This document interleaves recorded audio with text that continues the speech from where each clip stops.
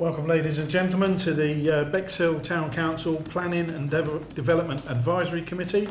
Today is Wednesday the 24th of July and the time is 6 p.m.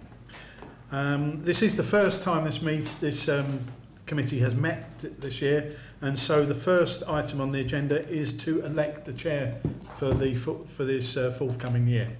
Have I got any nominations for chair of this committee? Councillor Thomas. Councillor Flynn. Okay, thank you very much. As much as I appreciate that nomination, I've got a nomination myself I was going to make, and that was Councillor Winter. So I was declined to stand, so I'm not going to stand as chair this time round. I've done 3 years of chair of the planning, and I think it's time somebody else learnt the ropes on that one. Okay, assuming that Councillor Winter is happy. Will we look across the council? I say no now. Yes, I am happy, yeah. Okay then. Thank you. Okay, we have, on that basis, then we've got one nomination, Councillor Winter. Can I ask a show of hands, all those in favour of Councillor Winter? And that's carried unanimously. Thank you very much. Congratulations, Councillor Winter. I shall pass the chair to yourself. Vacate it.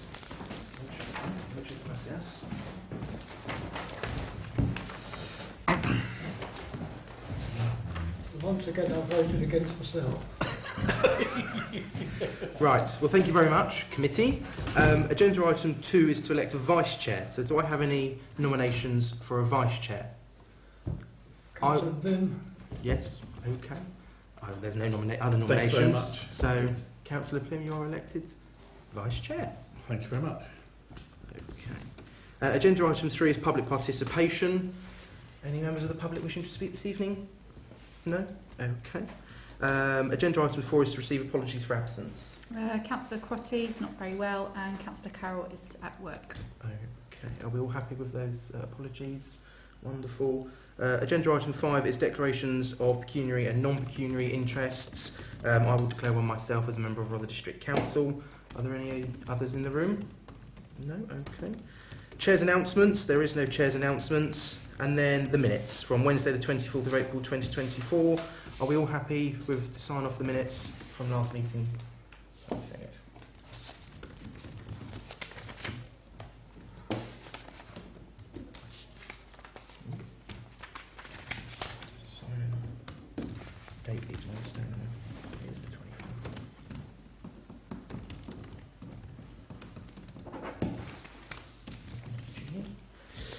Agenda item 8 is the planning application. So I'll go through these in the usual manner, alphabetically. If you do wish to comment on any of them, please raise your hand, but I may be looking at the paper, so perhaps scream at me instead. So we'll start with A, B, C, D, E, F, G, H, I, J, K, L, M, and that's it for the planning applications. Agenda item 9 is planning decisions by Rother District Council. I assume we've all looked at them and had a little look. Has anyone got anything to say on item 9? No? Okay. Item 10, Neighbourhood Plan, to receive updates on seeking members for the Neighbourhood Plan Steering Group. Okay, so we have a few members of the public that have expressed an interest some time ago, because it was before the annual council meeting that we started to ask for volunteers. Still don't have any councillors that have come forward to start to plan the meetings and hold the meetings, so I'm really looking for some support so we can start to hold these meetings. So they're working group meetings, which means that they don't have a budget or decision-making powers. There'll be policy writing and research, which will report back to this committee for various points during the plan. So it's just having a councillor to lead it, really. Okay. Is there anyone from this committee that would like to put themselves forwards or has anything to say on that item? I was wondering whether the two of us as chair and deputy of the planning committee probably work together to sort of push this steering group forward. It's incredibly important as a town council that we have a neighbourhood plan in place. There is an extra 10% of SIL money that can be dedicated to us as a town council for having a neighbourhood plan in place. And so I think the quicker we get this in place, maybe we probably missed the boat this year on the funding round for SEAL money, but no doubt in subsequent years we will be able to sort of qualify for that 25% instead of the 15%. Okay. So if you're willing, Chair, to sort of participate in that, I'm more than willing to work with you on that process. Okay. Do we need to take a vote on myself? Okay. So, do we have a proposer for myself and get actual proposal? I shall second the proposal. Okay. Okay. All those in favour of myself and Councillor Pym being lead councillors for that? That was carried unanimous. Anyone else anything to say on item 10? No. Item 11, motions from councillor. Oh, so can I just ask a question on this? As it's a steering group and working group, are there any parameters to how that works? Yeah, so what normally happens, when you have your first meeting, we'll have the officer from Rother who leads on neighbourhood plans, and they've got a terms of reference document that they would give you as a recommended start, and you generally adopt that. We might have a few tweaks, and that will lay out what your role is, which is essentially to do all of the research for the policies that are required. So we normally will apply for some funding from locality. They generally give funding for your planning consultant, because you'll need a professional to give you the advice on the policies and help you to write them. So first steps will be we'll get Rother involved to get us the terms of reference, get a meeting going to make sure we've got everyone on board. Then we can work out a planning consultant and then get going. Okay. And am I right in saying that we have a number of people already been seconded onto a possible steering group? Yes, we've had some expressions of interest, yes, and I've been sort of keeping in reasonably regular touch to say, look, it's not happening yet, but stay there. Yeah. So I'll get back in touch with those tomorrow and say we're good to go. So I need some dates really when we can have the first sort of get together. Are we limited to how many people we can have on the steering group? No, not at all. And the more the better, because there's a lot of work to do. Okay. And once we get lots of questions over this. Once we get our first meeting underway, then could we use some sort of publicity to sort of advertise the fact for our next meeting and bring people into it? Yeah. Okay. Perfect. Okay. So there was no motions from councillors on item 11, so we go to item 12, to note responses to questions from the Planning Authority. Okay, and B is to note local plan public consultation has started. Well, I think it ended yesterday. Yeah. So, yeah, there's been lots of responses as far as I'm aware, which is always good. Item 13A, East Sussex, South Downs and Brighton Hove Waste and Minerals Local Plan, Revised Policies, Regulation 25. Have we all taken a look at this? It was some time ago. It was some time ago. Distributed out, yeah. Okay. There's not any comments from any members? Item 14, questions from councillors. A, to note answers to questions from last meeting, there were none. And B, to receive questions and future agenda items. Does any member have any questions or future agenda items? No? So the last item, 15, is just to note the date of the next meeting, which is Wednesday, the 11th of September. Have a lovely August break. Do you mind, Chair, if I just ask one question?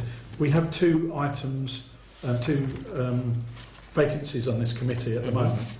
We're about to nominate somebody for a position on the council, co-opt somebody on the commission council. Would we have to wait until the next full council meeting in order to find out whether they want to sit on our planning committee, or could we ask them at the full council meeting? We'll ask the clerk. I think what you're saying is that so your two vacancies, there's an item on the agenda tonight to fill those two vacancies. Yeah. So if they get voted in tonight, they will automatically become part of the committee. Of the council? Yeah, oh, you're talking about the co-opted member? Co-opted members. Right, so first item of business is to co-opt the member on. Yep. Then a bit later on there's a bit to appoint planning members. That person could become a member of the planning committee at that section. Okay, yes. brilliant. Yeah. Yes, sorry, okay. yeah. Yeah. Thank you. Okay, there's no other comments, so that's the planning meeting closed at 6:10. Thank you very much. Thanks very much. Thank you.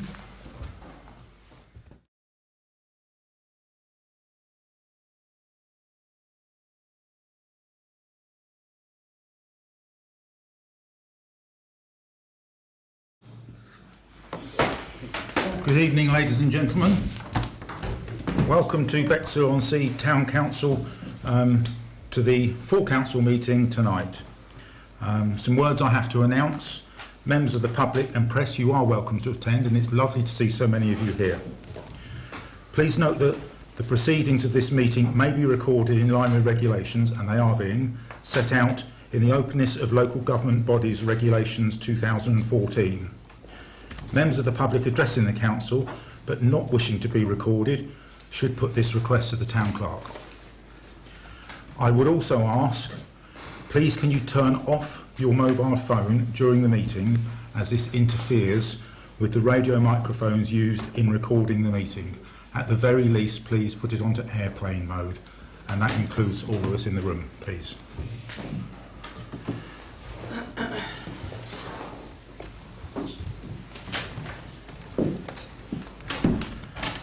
So I swiftly move on to item 1, which is the co-option to co-opt a councillor to fill the Sidley ward vacancy. We have had 3 people come forward who have put their names forward to become the councillor to fulfil that role, and you each have the opportunity to speak for 3 minutes. Just tell us a little bit about why you think you've got the skills to. You don't have to, it is your choice. So I'm not going to necessarily do in any particular order, but I will start with, on my right hand side, if you could stand if you wish to say anything, assume you want to, and move towards the microphone that our clerk has pointed towards you. Introduce yourself, and you've got 3 minutes. No problem. Hi, my name's Jamie. I have been a resident in Bexhill now all my life. Spent all of my childhood growing up in Sidley. So I know the struggles that Sidley has had over the years.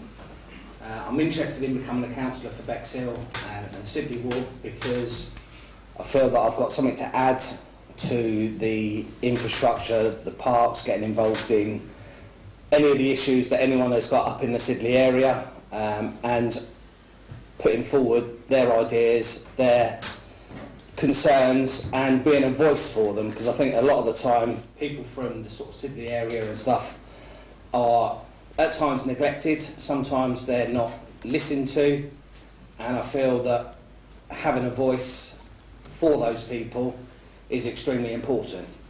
It's a place that holds a lot of memories for me as a child growing up in the area, and I see Sidley now as a village that could and should be thriving along with the rest of the town.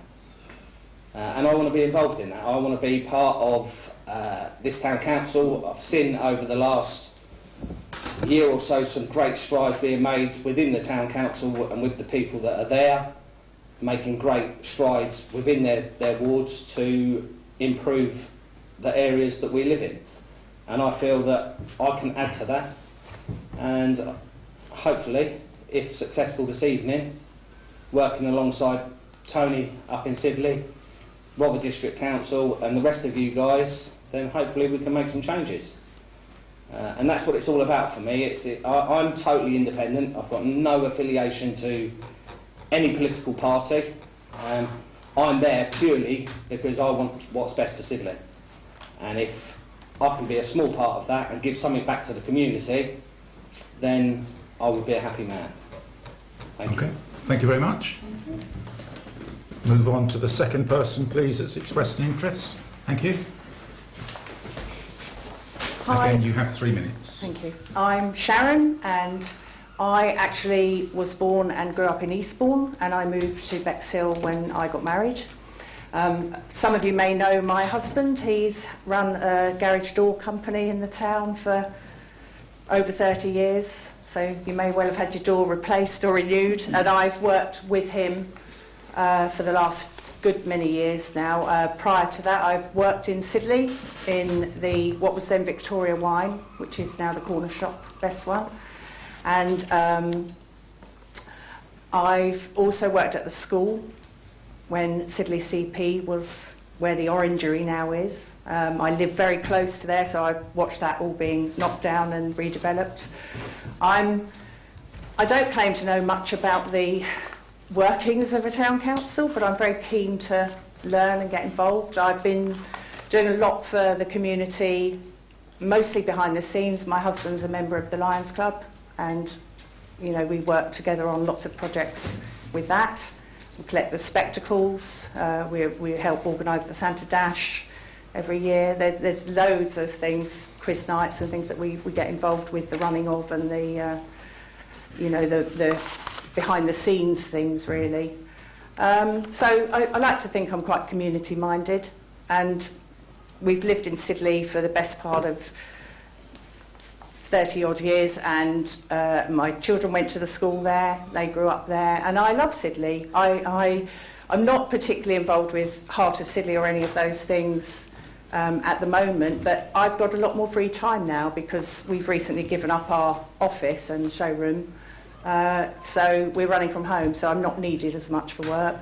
My husband's trying to wind down a bit perhaps because he's getting old, and so I've got more free time, and I'm very happy to learn and get involved. Okay. You know, so let's see. Okay, thank you very much.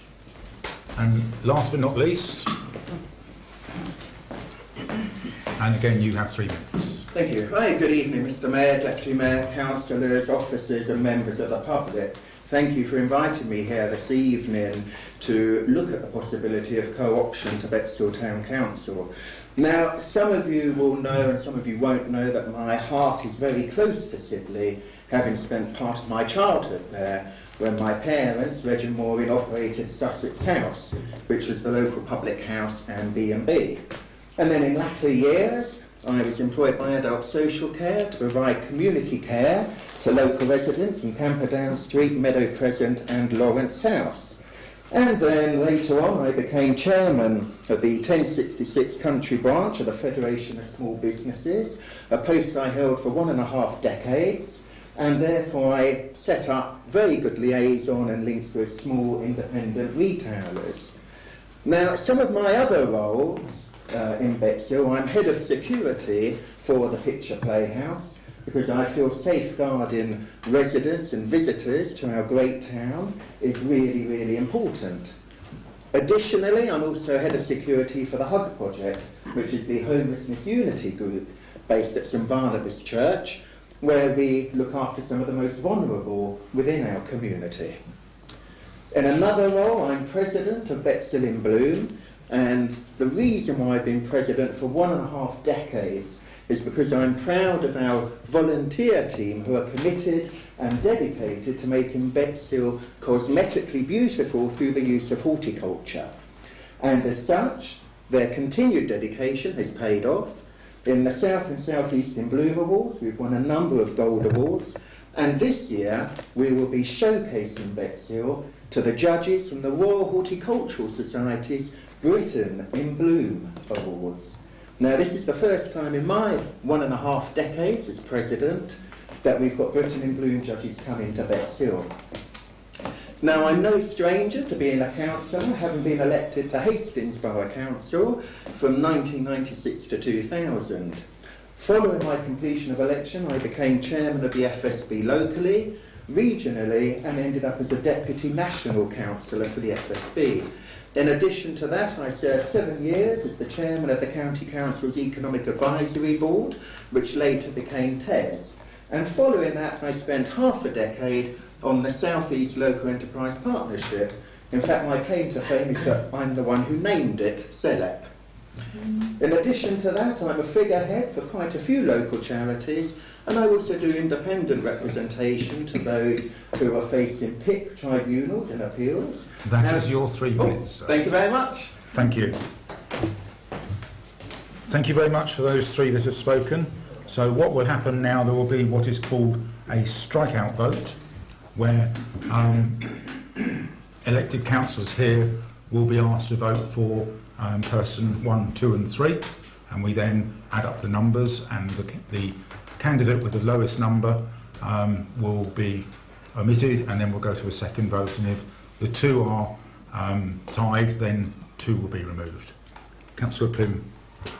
Yeah, I'd just like to declare an interest. I think in interest of transparency, I must say I know all 3 of these candidates, so I just have to put that out there that one of them I used to work with, Brett McLean I've worked on several projects around the town with, and Sharon I know occasionally as well. So I'm aware of all three of the candidates. Okay. So of interest, I've probably got a bit more conflicting interest of being very good friends with one, so I would probably opt to leave the room like this. Okay, that's your choice. Yeah. If you wish to do so, I think it's we'll call you back in when this is completed. Sorry, Councillor Timpey. I also declare that I know two of the applicants. Okay. I also know two of the applicants. Councillor Austin. Okay. It's quite clear that a lot of We all know each other. Can I just say, I won't be offended if Tony wants to vote for his friend. it's under advice, so I think it shows that in Bexhill, the town of Bexhill, everybody knows somebody somewhere. So I think it's good to bring that out in the open for transparency. So that said, I think we'll move on to the strikeout vote. So for councillors, you are able to vote for more than one person. You don't just have to vote for one. It is entirely up to you. We will then add up the votes and we'll then take it from there. So I'll do it, I think, in the order that people spoke. So I'll ask, first off, councillors to raise their hands for those wanting to elect Mr Hunt as a councillor. 1, 2, 3, 4, 5, 6. Thank you. All those wishing to elect Mrs Bignell as a candidate. 1, 2, 3, 4. All those wishing to vote for Lord Brett McLean, all raise your hands. 1, 2, 3, 4. So we have 6, 4 and 4.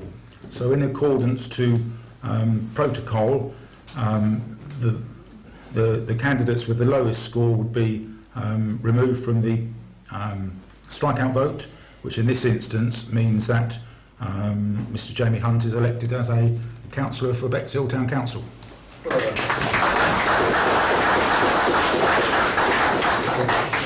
So there will be a small break because Councillor Hunt will have to sign a declaration and will join the meeting tonight.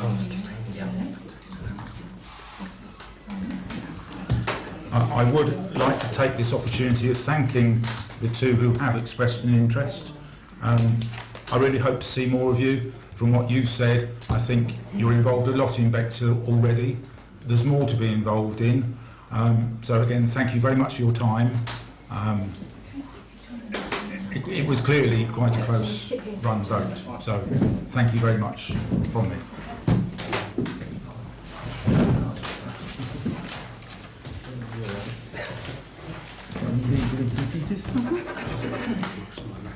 Okay, we'll now move on to item 2, which is public participation. So I could read out... yeah, sorry, we're just going to call back in Councillor Carroll.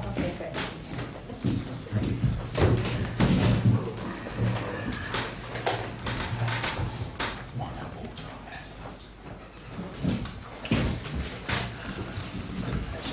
I could read out a massive paragraph, but I don't intend to do so. But very clearly, there are people here tonight, which is great. Some of you wish to speak. You will have 3 minutes to speak, and no more, because time is tight. So please could you raise your hands to show me who wishes to speak tonight. 1, 2, 3, 4. So I'll start from the back row on my right, Mr Lendon. Would you like to go first?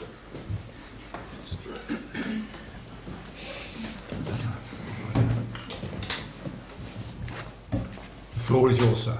Okay, Mr Mayor, Town Councillors, and first of all, congratulations to yourself. And I was very pleased as well, being a past councillor and a past mayor, seeing votes for people that are interested. It's brilliant.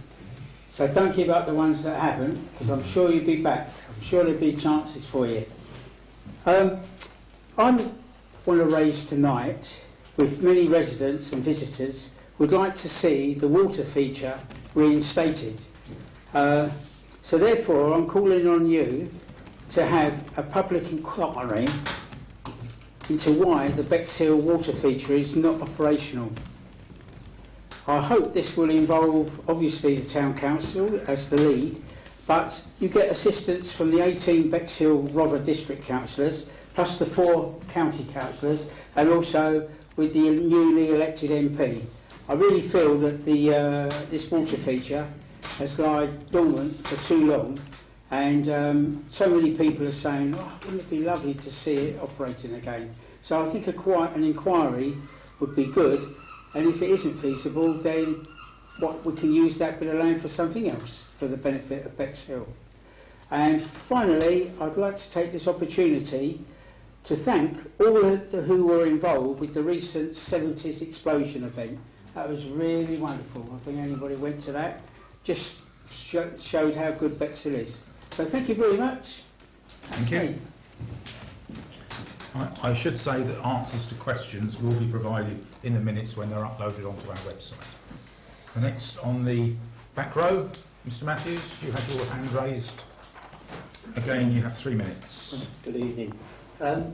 3 months ago, in front of this committee at Bexhill Town Hall, I brought up about Christmas lights, and I gave a brochure that could help the Christmas lights for Bexhill either be at 28,000 on a 3-year contract or 26,000 on a 5-year contract.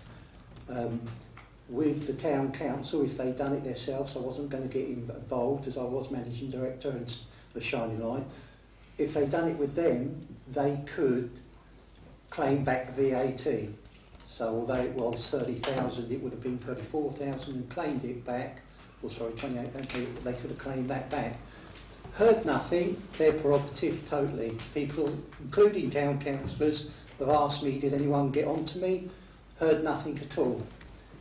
When you deal with Christmas companies or any companies in business, they ring back. And over the last 3 months, I've had different companies ring me saying what's going on with the Christmas lights. I've asked town councillors and no one seems to know anything.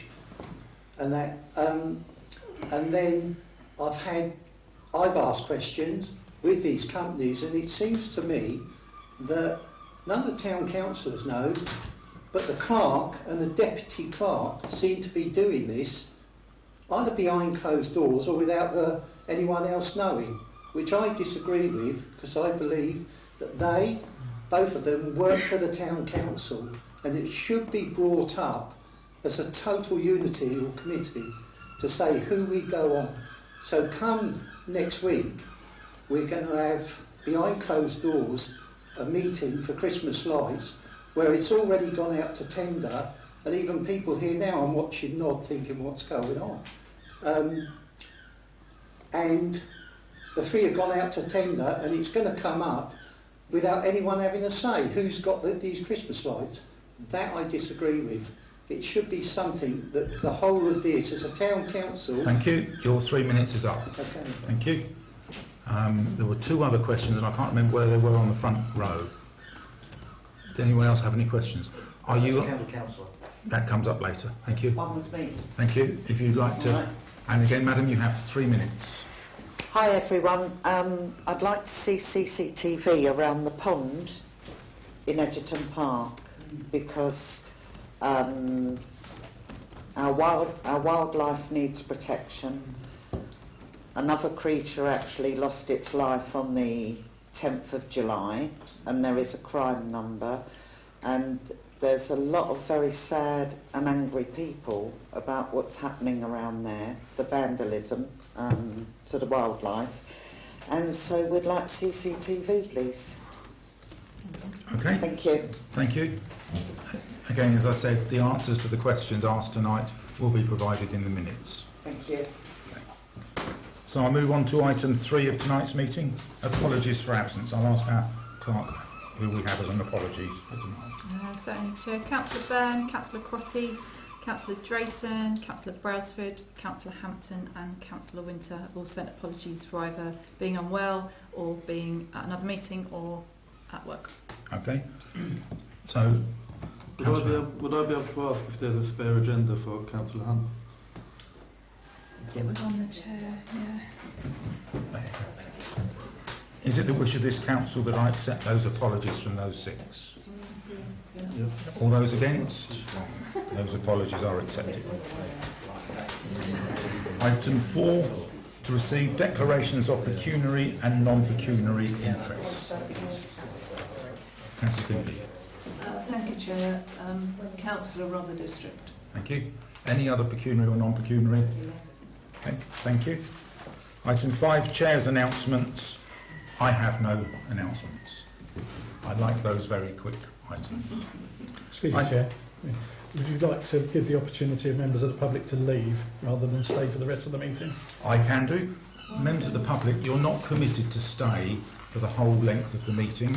It's lovely that there are people here, but you're not obliged to stay. If you wish to leave now or at any other point, that is entirely up to you. But there are some interesting things coming forward as well, so it's entirely up to you. So item 6. This is at this point in time. This is a little bit of a technical thing, but I have to suspend standing orders to allow somebody to present to us. And this is to do with Bexhill Museum, and this is a gentleman called Rohan. You're all being given a document.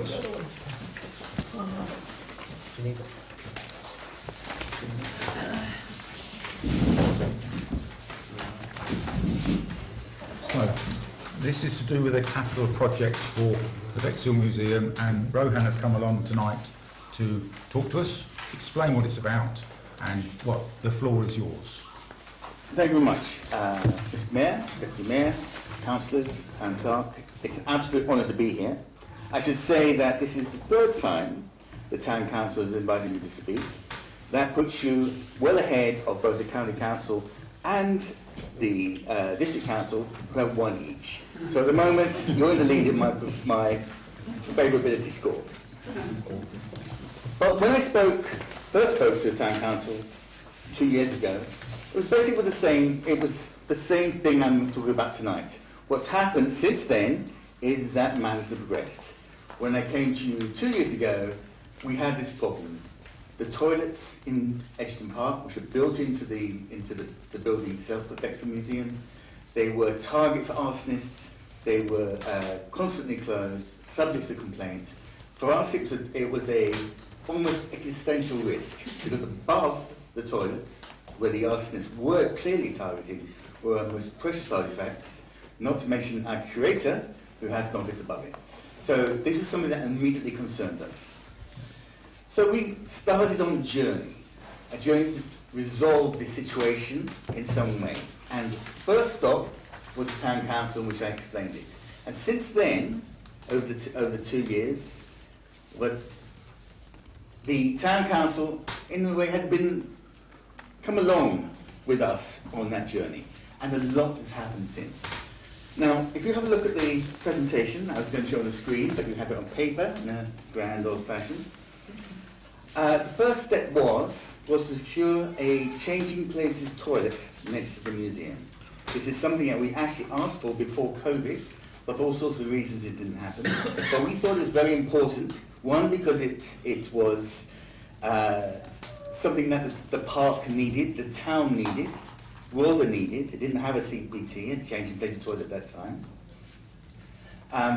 And it was good for us, of course, because we wanted to help work with more severely disabled people who wanted to enjoy the museum but couldn't because of the limitations of the simple act of being with a group of carers but not knowing if there was a safe place, a practical place to go to the toilet. And I can't underestimate how important that is to the severely disabled in Bexhill. Now, I've seen, since we have successfully worked with Rother to open up a CPT, the number of severely disabled people enjoying the park has significantly increased. And I think that is a real achievement, and I give credit also for Rother's support in facilitating it, and also for the department levelling up and funding it. When it was first proposed, rather came to us and said they lacked the person power to deliver the project. So we agreed as a museum to step up and help that, make that happen. And we made it happen, and we made it happen in a way that cleared the ground for, literally, for a new toilet, a public set of public toilets to replace the existing derelict ones under the museum. Right now, the plumbing is laid in, the power is laid in, the sewage is laid in, and foundations are laid in. All that is needed is these toilets are modular, so they're literally craned in. That's the bit that's missing. So that's the situation where we are now. What's in it for Rother? What's in it for Bexhill Museum? If we clear the toilet space, apart from reducing the risk of arson, that space becomes open to us to turn into a research centre and a study centre for archaeologists, taking up, there are few places in the country where really remarkable archaeological discoveries are being made than Bexhill and Rother as a whole. It's maybe not something that's picked up on the radar, but the material that we've started seeing coming to us in documentation transforms the way we think about the Neolithic era, transforms the way we think about the Paleolithic, transforms the way we think about Roman occupation. And all that material is available to us, and we need to make it available to the general public. And that is what we want to put in space.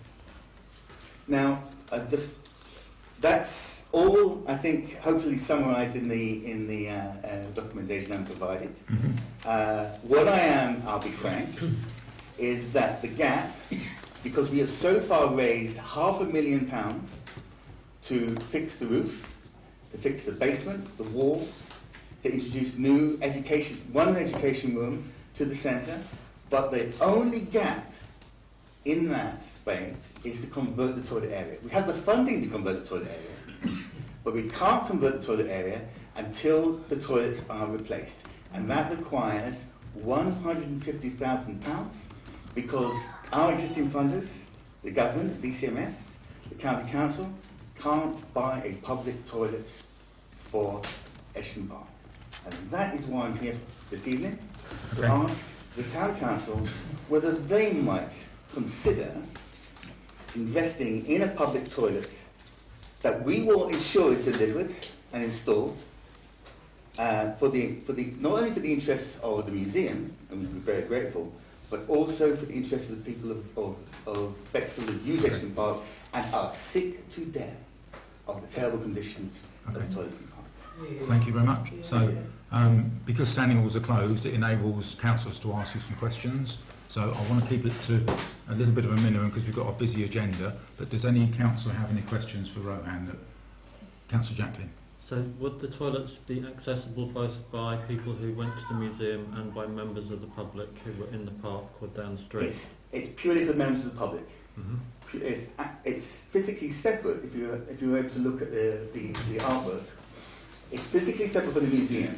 It's actually to the right-hand side of where the CCT now is. It builds on that space. If you go that far, you can actually see the concrete where it's prepared to be laid. So it's purely for the people of Bexhill and purely for the people who are in the park. It's advantageous to us because that frees up the space for the old toilets that we can use for the education centre. Understood. Any other questions? Councillor Baygrove. Are there currently cameras there, or is it intended for them to be there by those new toilets? There's one CCTV covering the CPT as it is now, and we are installing on Friday a second one to cover the space where the new toilet will be built.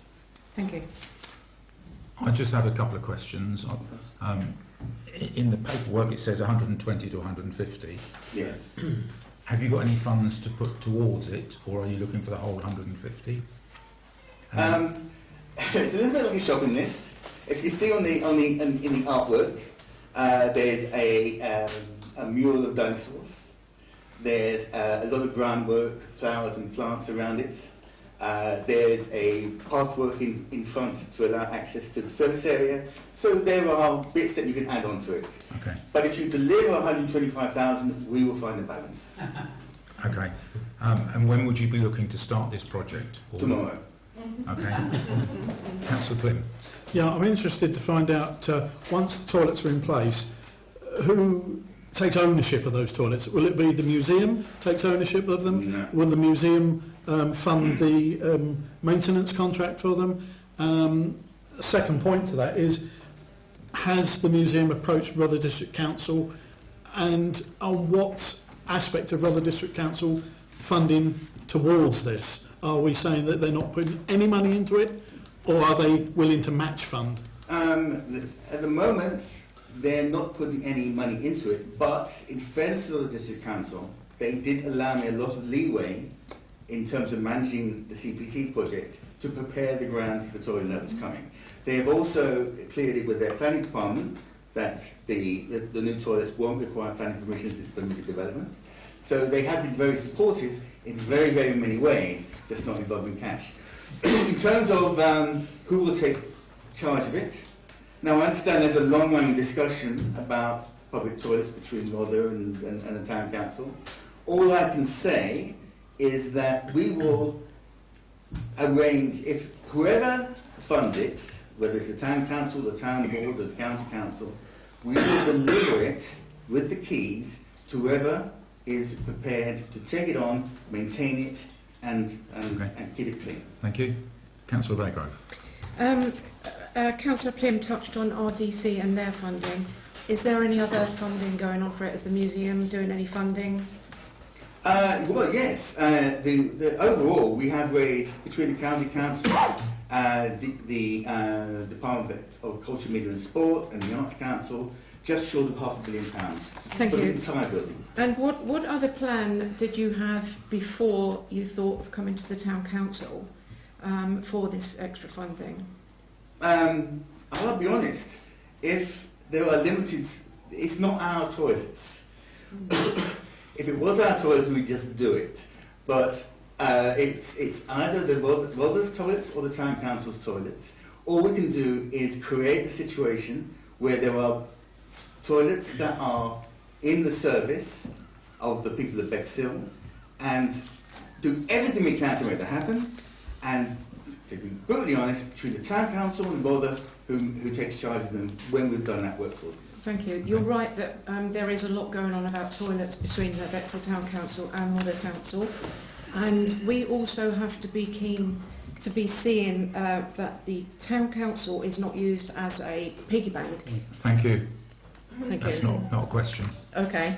I was going to add to that, but anyway. It's not a piggy I'll come back. No, it's an investment. For me, it would not be a gift from a piggy bank. With all respect, it would be a investment in the needs of the people of Bexhill and users of Edgerton Park and Bexhill Museum. Yeah, we just have to be careful, you know. You understand it, okay? Yeah, it does strike me that this is a Rother District Council project that has been managed by the museum, and it would be my thing. Have you considered approaching Rother District Council and asking them to use their SIL money, or their proportion of the SIL money, to upgrade their toilets? Now, this is, as you will know, the situation with the SIL money is changing. That it was divided between various organisations is now becoming one pot. And that's going to be signed off, I think, tomorrow at full council. And then I'll go back to Aaron Sims and say, that money, now you have all the SIL money essentially in your gift. Can you find 120 to 150,000 pounds to build a toilet for yourself? If you can do that as a Bexhill Museum and as a user of Edgerton Park, we'll be eternally grateful. If they can't, then we'll see where we are. So we're looking into the future that we don't know. So does anybody else have any other questions? Otherwise, I'm going to thank Rohan for his time and open standing orders again. No Thank other you, questions? Thank you very much. Thank you for Thank you your for your time. time. Very much appreciated. Thank you for support. So I'm now going to reopen standing orders and move on to item 7, which is the minutes, to approve the minutes of the meeting that was so ably chaired by the Deputy Chair, Councillor Hussain, in my absence, of the 26th of June. You've all seen that. I need a proposer and a seconder, please. Proposed and seconded. All those in favour? That's carried, thank you. So with me, I now have to sign my... Do I sign this? Initial each page, Yeah. sign date on the next page.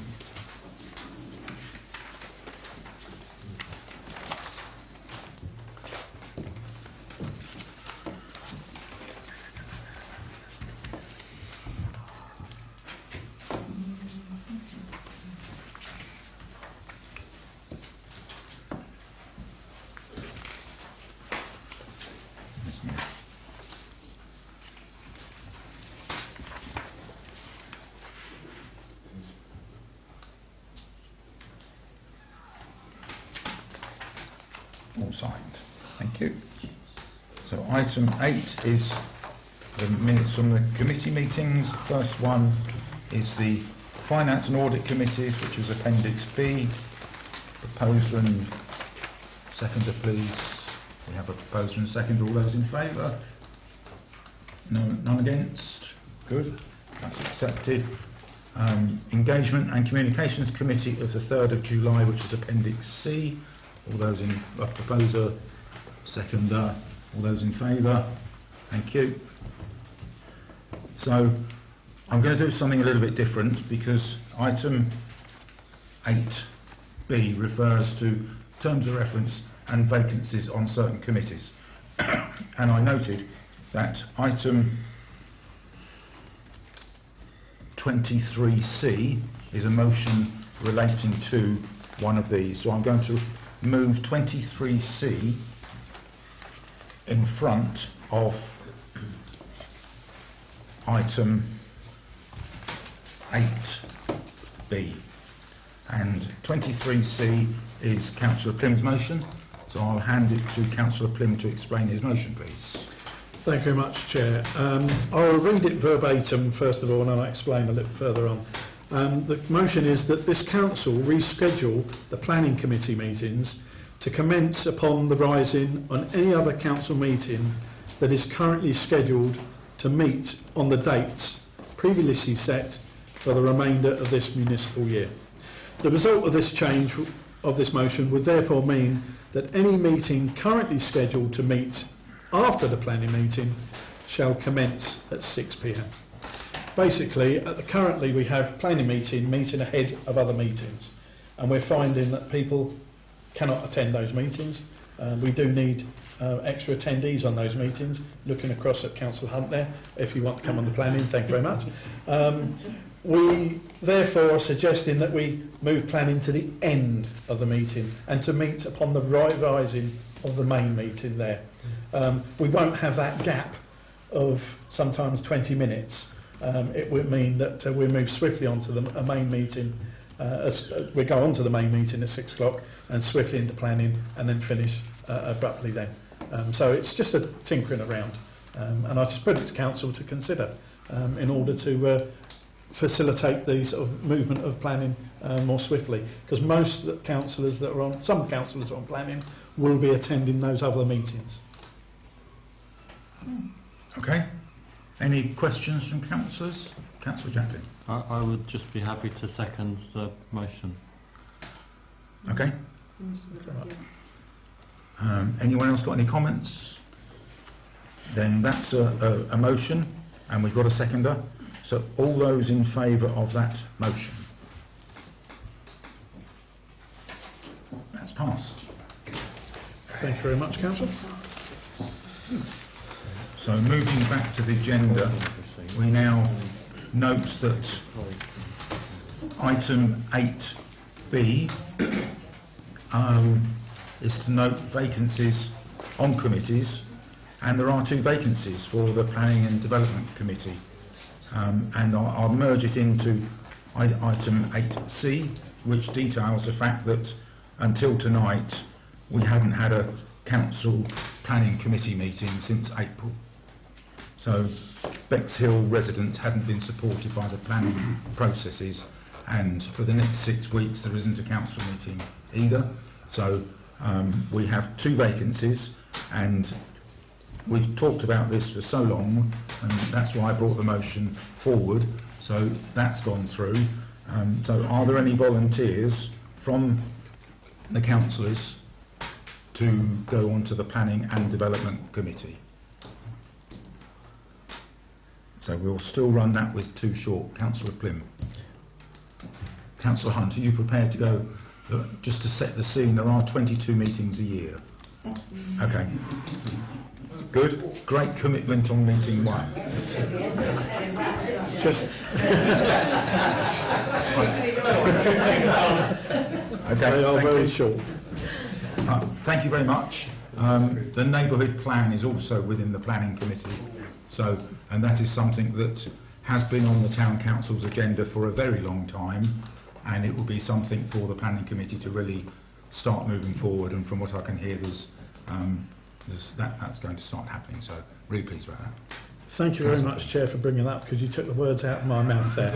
I was going to suggest that it's because of the lack of council to planning meetings, we haven't started up our neighbourhood plan, and as a result of which we are possibly losing out on a further 10% of SIL money, which is a considerable amount of money. We're running into the sort of tens of thousands of pounds that we're missing out on there. The SIL money ranges between 15% and 25%, and currently without a neighbourhood plan we can only get 15% of SIL money, whereas with a neighbourhood plan we will get 25% of SIL money. So thank you very much, Councillor Hunt, for coming on board planning. That means that we will start moving swiftly with planning meetings more regularly, and thank you very much, Council, for having it at the end of the meetings, because then we will ensure that we have attendance as well. Thank you. Okay. Sorry, Councillor Timothy. Yeah, thank you. Could we just note that neighbourhood plans are an exceptionally long and complicated process and can take anything up to 5 to 6 years. So we need to be prepared for that. Yeah. Okay. So we'll still be in the 15%. For some time. Yeah. For some time, yeah.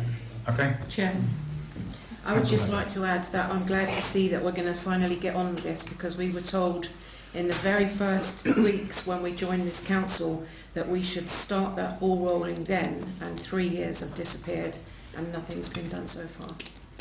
Okay. Glad to see it. Point is noted. We are here now, so that's another good thing that the Town Council is doing. So item 9 is recommendations from committees. There were none. Item 10, the Mayor's Office. I have forwarded Appendix D to everyone and again I'm eternally grateful for my deputy fulfilling the role of Mayor for the 2 weeks that I was not available.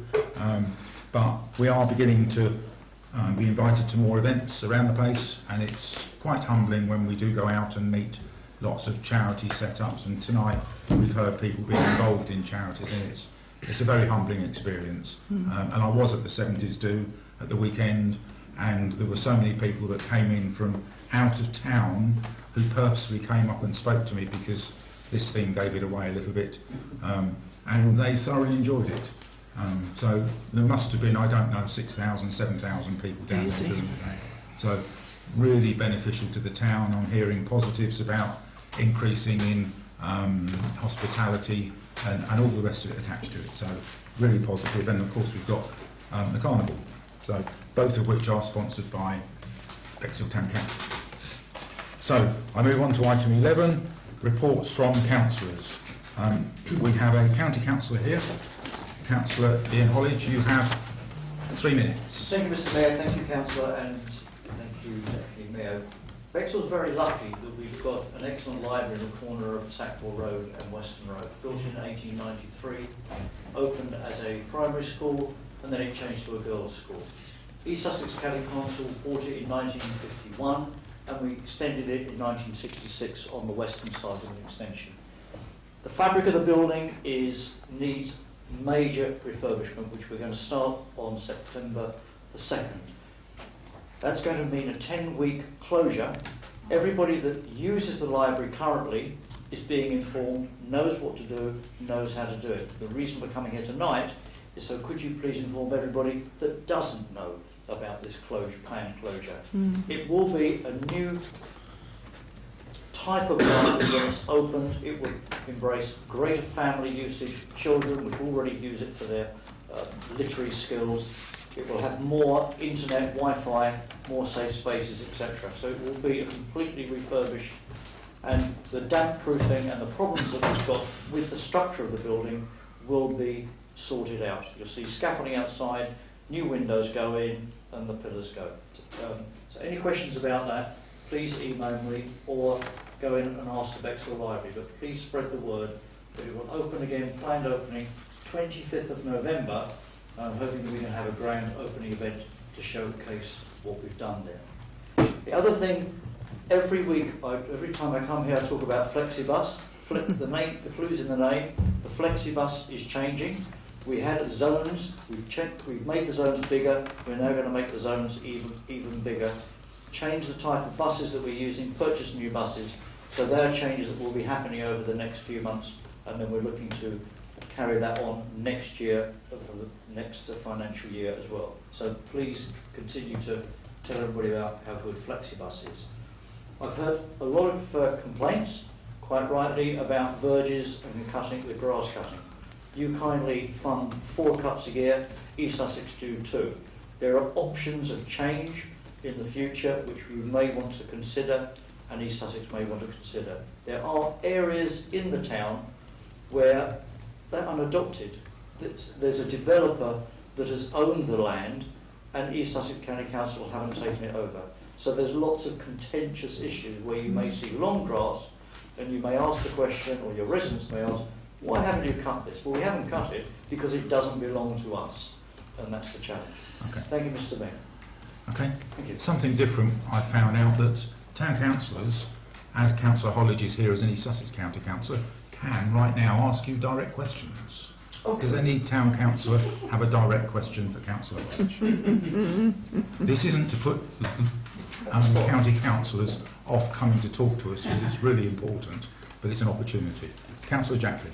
Is there a notice that can be shared on social media with the basics of what you have just said, i.e. it will be closed from date X to date Y, and when it's opened it will be better in these ways? Yeah. There will be. Good. There is. Yeah. Good. There is. There already is. There is. Councillor Thomas. Yes. How many times are these budgets supposed to be cut a year? East Sussex do it twice, and Town Council pay for another 4. In Pepsham, last week they were cut for the second time this year. Third. 26th of June, we started our 3rd cut of the year in Bexhill, all over East Sussex. At the end of July before the next cut. I'll have to look up the date, but it's on your on Town our website. Council website. Yeah. And it's really incumbent on town councillors for their wards to check that those cuts are being done. So, and if they're not... Your website is excellent. It's got all the information about verge cutting, it's got the mapping tool, which verges we're responsible for and you're responsible for. It's also got the dates of all the cuts with a link into it. So your website does the job. What website is it on? Sorry? Okay. Just a question to go through, Jay. Would it be possible to share the information on our notice boards regarding the library to get the word out wide out to Little Common, Sidley, Pepsham? Would that be something that's possible? We can arrange that. I mean, I go in your town office on a regular basis, and we can create a poster and we can put it in there. We update the council notice boards are updated on a regular basis, and if it's the 2nd of September, the sooner you can get that to our clerk, I'm sure that can be added onto it. That can be done. Brilliant. Okay. Any other questions? No.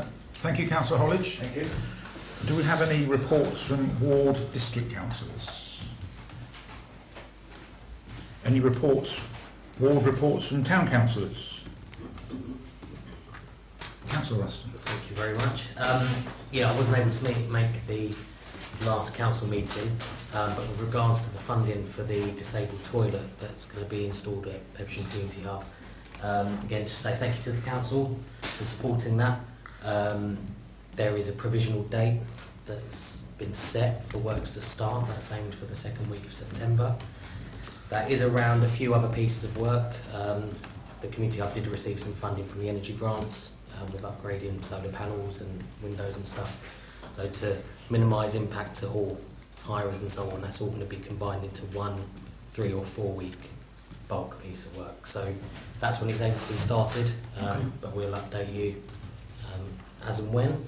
And also just to say that Councillor L and I met with St Michael's Church a couple of weeks ago. I don't know if you're aware, but at the back of the church is a big community hall with quite a large piece of land / garden at the back of that. They're currently toying with the idea of creating a community garden in that space. They've got some really good ideas to start it off, and the idea is that they'll do it quite slow to start with, but they will be looking for some support to build some evidence so that they can start applying for some small funding pots, not necessarily from us, but from wider. They're going to create a questionnaire and some feedback with ideas to use that space, so hopefully when that's live we'll be able to go out and share that as well. Okay, interesting. Councillor Flynn. Yes, as a central town councillor, I was very pleased to see the 70s explosion event that took place, and very pleased that the town council funded to a degree that event. There was lots going on this summer in central Bexhill and Bexhill as a whole, and we are tending to fund a lot of these events. The Bexhill Carnival is underway this week, and this weekend we'll see a good number of people in the Polegrove enjoying themselves. And I would say to all councillors as well, if they can get involved in the Bexhill Day event as well, that we are running in August the 17th. That would be greatly appreciated as well, raising the profile of Bexhill Town Council even more, and making people aware of our existence. Thank you. Councillor Carroll. Thank you, Chair. Just regarding the last 6 weeks really in Bexhill and Sidley. Sidley's had some been privy to its own 24 Hours Festival, which was a great success. Bexhill itself, for me personally, has been alive this summer. Whatever the weather, we've had great music going down the seafront, going all the way back to current day stuff for young and old. Again, to get those fountains working again, so we don't miss out on an opportunity, would be fantastic. But on Sunday, myself and others, including yourself, were invited to Sidley Cricket Club's open day charity cricket game. It was quite humbling to see such a small group of people making such a big impact in I consider a very short time. And it was also good to see we had children of 11 years old walking out onto the pitch to play their first adult game, not adult game, but to be involved with the game, which is really encouraging. And also, along with the carnival, Sidley's got its own festival going on this weekend as well. So it's going to be a busy weekend in Bexhill, and I think we're supporting the right things, and long may it continue as well. I think the future really looks bright for Bexhill. Thank you, Chair. Okay. Any other ward reports from town councillors? Councillor Jackson. I received an email yesterday about the Normans Bay toilets being refurbished, and went along to see how they were getting on. It all seems all right, so the plan is that they will be able to open the disabled toilet only. I noted in the correspondence that there was some intention from the villagers, this is the village in which I live, to use the toilets as a community hub. But I also note in the terms of the lease for the Channel View toilets that it's permitted use for public conveniences. So I don't know whether people are allowed to use public conveniences for not public conveniences. I think it depends on what is in the lease. Okay. Exactly, right? yeah. The lease would have been written to do that. Okay. Any other ward councillors wishing to say it? Otherwise I'll move on. Item 12 on the agenda, governance of administration. 12A is, you've had Appendix E, which is to consider the cost, security implications of tablets or laptops for councillors. So, who would like to start any discussion? Debate? Thoughts? It's expensive. Councillor Jacklin. So I think that accessing council stuff on a device this size is impractical, and so therefore I support the desire for all councillors to have a device that's either tablet or bigger.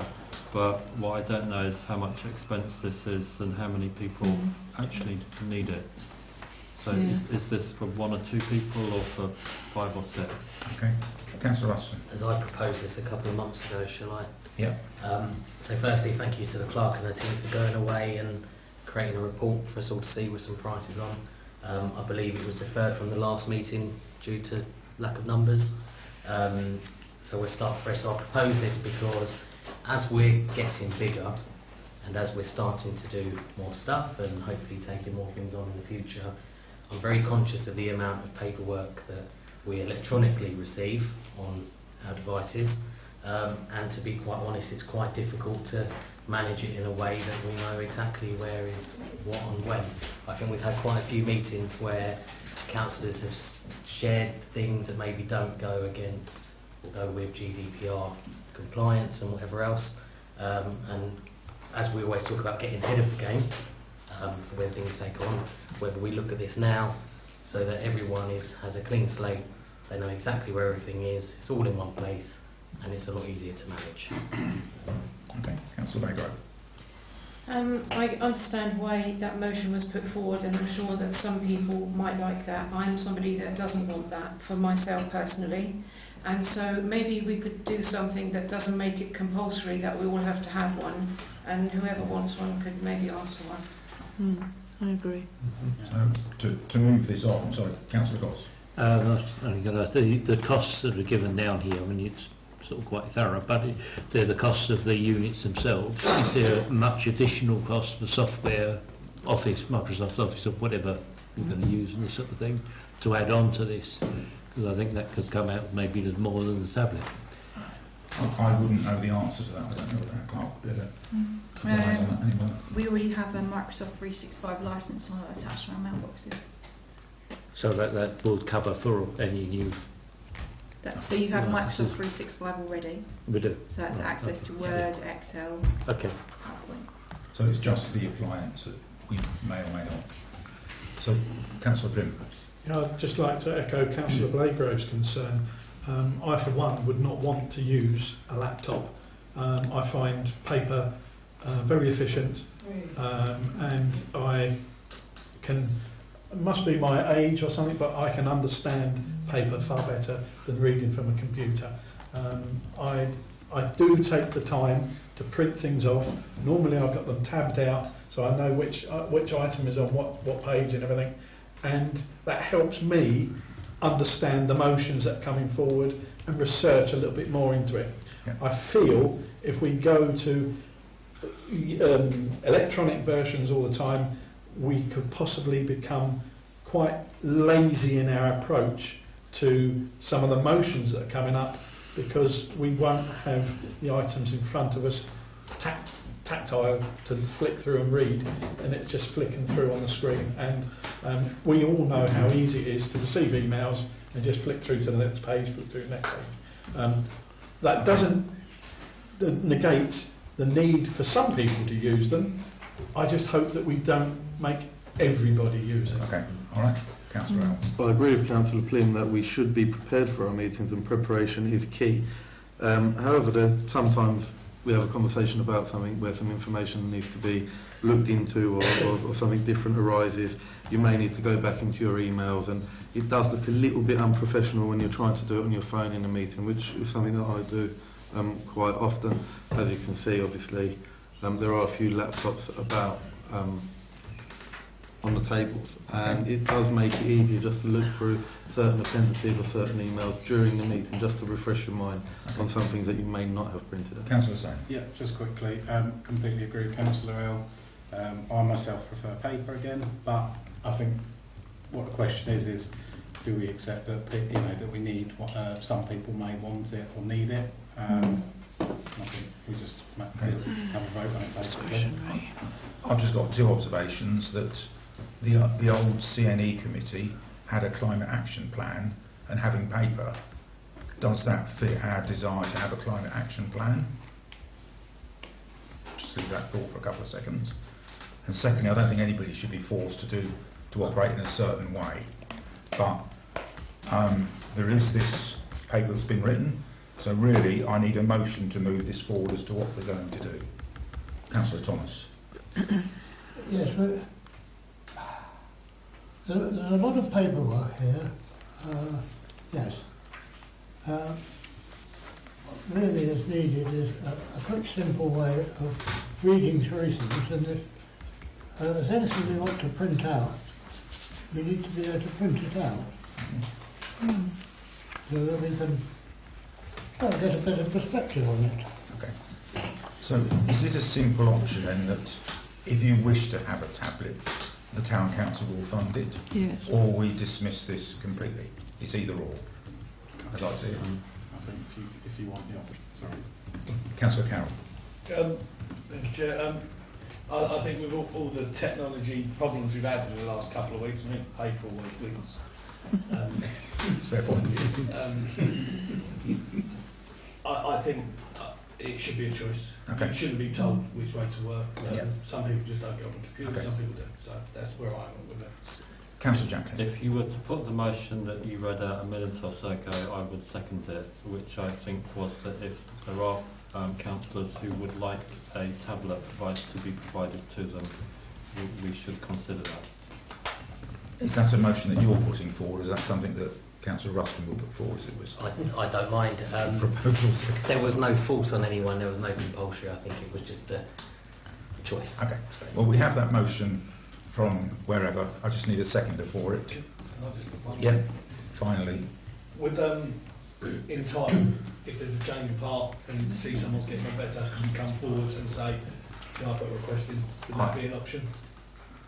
We can add that to the motion. Yeah. Councillor. Sorry, could you just please read through the motion? I think we're saying that if somebody wishes to have a tablet or such device as in this report, they're enabled to have it by asking for one from the town clerk. And if they don't want one now but want one in the future, that is still an option. Yeah, the actual documentation gives us various options. Yeah. Yeah. So I think the first motion you discussed. You've got to decide whether we then afterwards got to go subsequently which one. Correct. So I think there's a proposal and a seconder for the motion of do we want it yes or no. So all those in favour of that, please. Sorry, I don't understand. Discretion. We're voting on whether we want to give councillors the opportunity to have a tablet provided by the town council, should they wish to have one. Discretionary. Yeah. Okay, that's carried unanimously. The second point is which device we want people to be able to choose. And I will own up to not being able to decide one way or the other because I don't understand. So, would we have to stipulate that this will be returned at the end of? yes, it's the property of the town council. So if a council stood down, it will be handed back, or wasn't on the town council. Councillor Jackson. I would say that a tablet would suffice.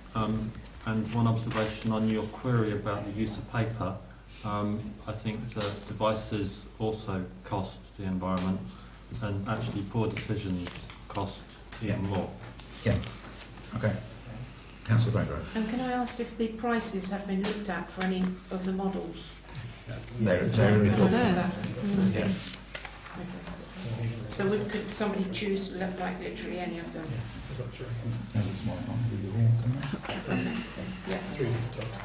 Well, there's lots of options in there of different values. So why don't you set a value for the device, and then it'll either be a tablet or a laptop up to that value. I need somebody to help by putting a motion forward over what's being suggested, please. Councillor Al. I think some people will get on better with laptops while some will get on better with tablets. If we could, as a club, suggested maybe set a budget, set a price. Okay. It's looking around, well, between £200 and £300, which is obviously quite a big gap there. But so it sounds like the level is £300 maximum. Maximum. Yeah. Okay? So, that's a motion that we put a financial limit on it of £300 per councillor, should they require to have one. That's the proposal. Seconder, Councillor Buss, Councillor L, sorry. All those in favour of that? 1, 2, 3, 4. That's unanimous.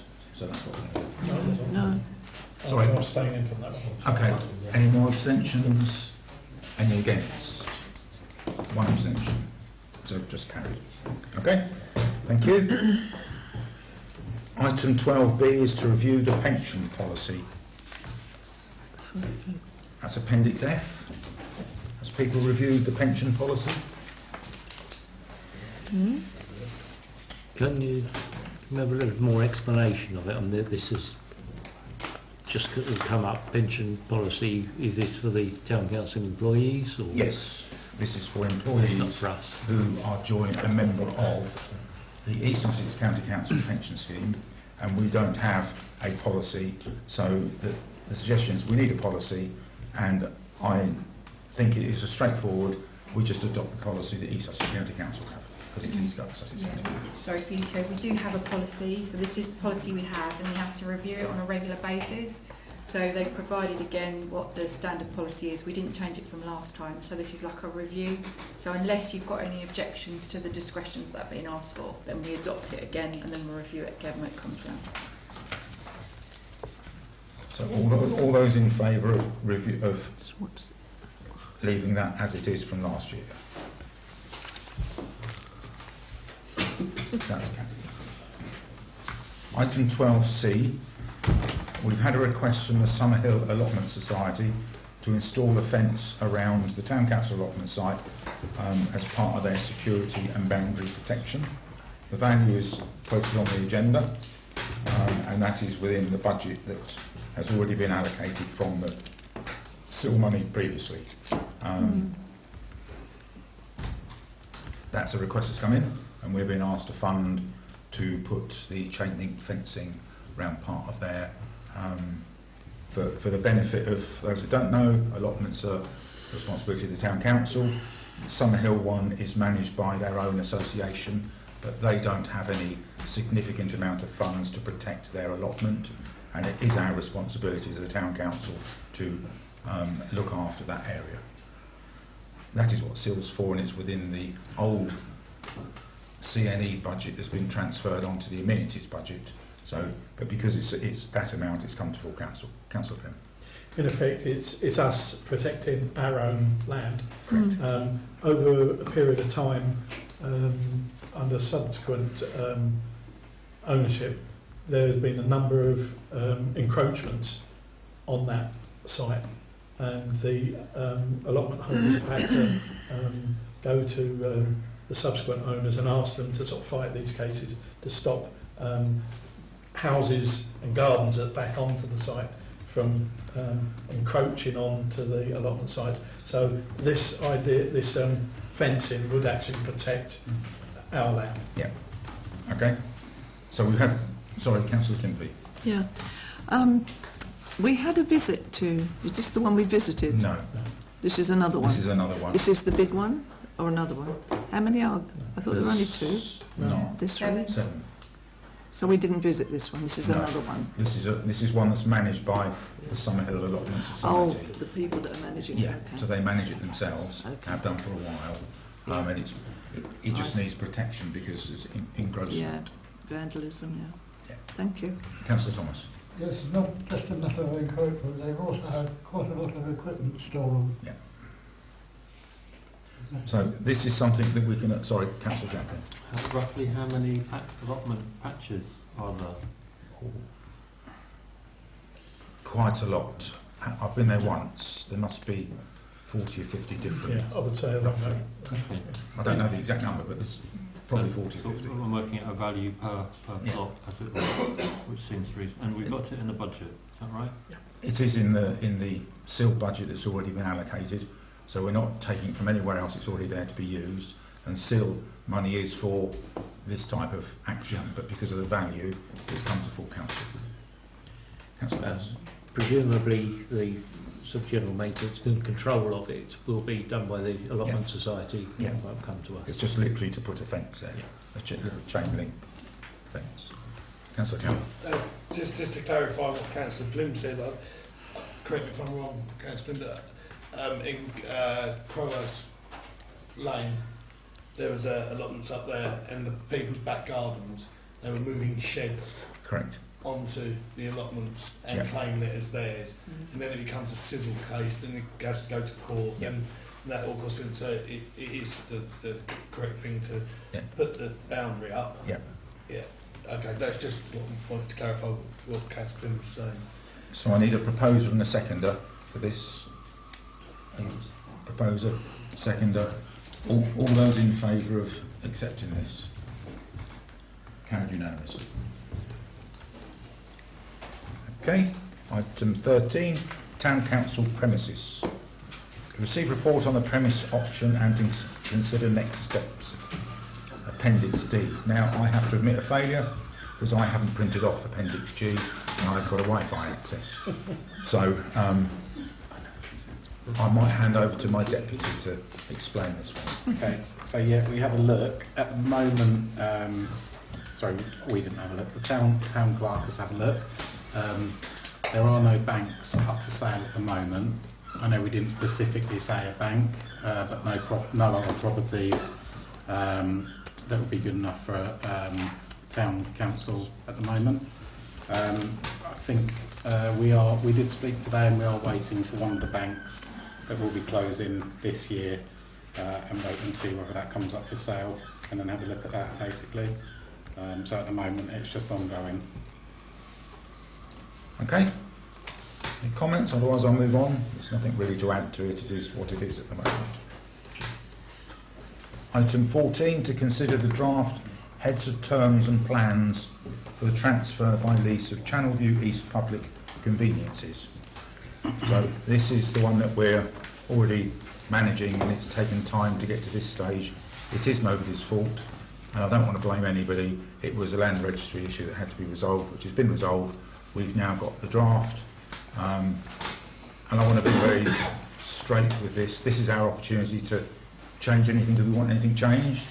Because if this will go off to our solicitors, and if we then pick something up later on that we want changed, we'll get charged again for it. So I don't want to expend a lot of solicitors' money on a straightforward lease. So now's the chance to say anything. Councillor Goss. Should this not have gone through the Amenities Committee first to make a recommendation to full council? I can't answer that.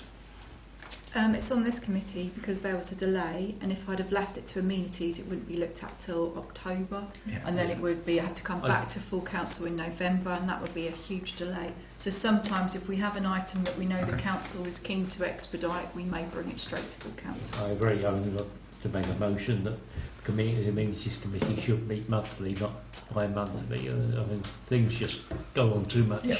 Okay. But so focus on the lease. Any comments? Yeah, I have a number of comments, but what's the easiest way to do this? Take them one by one, and if needed be, vote on it. This is an important one because if we end up with other toys, then this may be the template for future leases. We don't know. Yeah. So it's our chance, and if you spot something in a month's time when it's already gone to solicitors, it would cost you double the money. Okay. I mean, if you want me to run through this, under repairing obligations, okay, it's full repairing lease.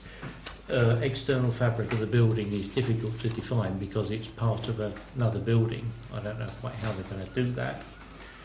It doesn't mention drainage there, which we don't want to pick up a load of problems. I mean, is the landlord going to cover the drainage outside of the toilet area? Is water and power separately metered there currently? Do you mean separately metered to the... Separately metered to the rest of the building or anything else? So you would have thought so, because Rother provided electricity and water bills for it. Yeah, I didn't know how they did it, if they just apportion it or what they might do. But if it's metered, fine. Yeah. We can check. I'm just making sure Councillor Goss finished then. Yeah. There was a point that Councillor Goss is making. Okay. I just need to clarify a point he made, if that's okay. Okay. When you're talking about repair and obligations and the external fabric, it's got in brackets underneath full or how proportioned. So I think that's the question we need to ask. Yes. How is it being proportioned? Yeah.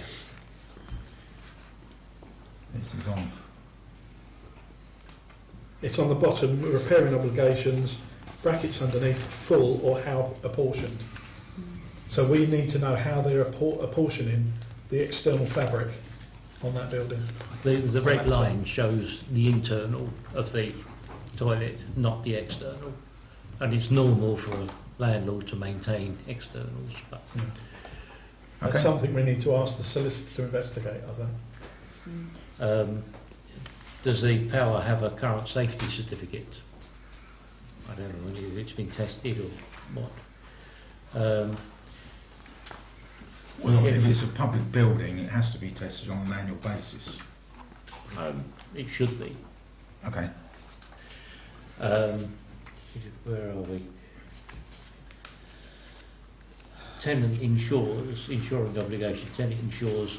What are we insuring? Contents, or do we carry building insurance, or what? It doesn't specify anything there. Okay. So again, Chair, it says underneath there who, what risks, whether reimbursed. So it's a question that's in there that hopefully the solicitor will be looking up, because it's there for him to look up.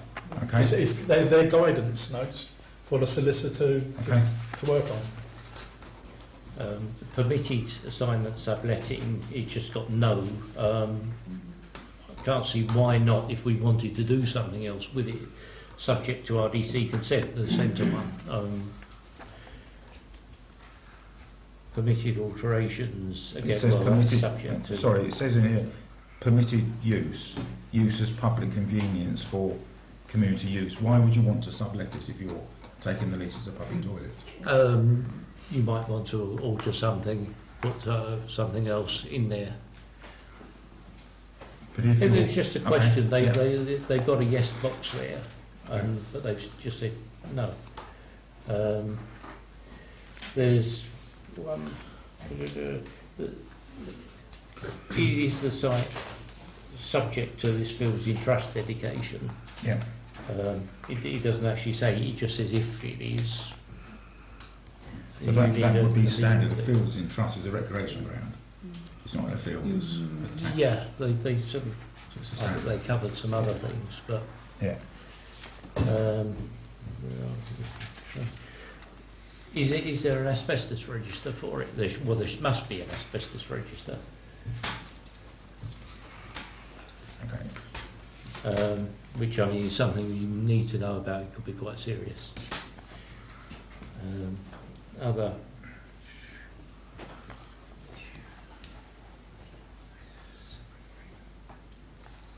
The 1/14 share of the civil fund, etc. For refurbishment works covered under a separate agreement in line with civil regs and supplementary control. I'm not too sure what that entails. What is this separate agreement? That would be the agreement for them to pay us 1/14 of what they've offered. Okay. I think that's the. Okay. I mean, on the lease plan, said it doesn't cover the external fabric, and it's access. Who controls access routes? Because it's got gates on it. I think I don't know who controls that. So that would be down to the leaseholder to open and close them, because with gates on them, it's down to us to. Okay. Well, yeah, it was just another thing that we have to. Which is happening now. So how do we move this forward then? What's the advice, Mark, on take those questions that have been and send it to the solicitors with those questions, or go to Rother to ask those questions before we send it to the solicitors? It would save you money to ask Rother in the first instance, just because they might be able to answer them. Yeah. Okay. Councillor Jackley. On the plan, I can see 4 wash hand basins in the ladies' toilets, but none in the men's. Is that actually the case, and does it matter? No, they are in the They are in Okay. So there are things, but they're not on the plan. They're just missing from the drawing.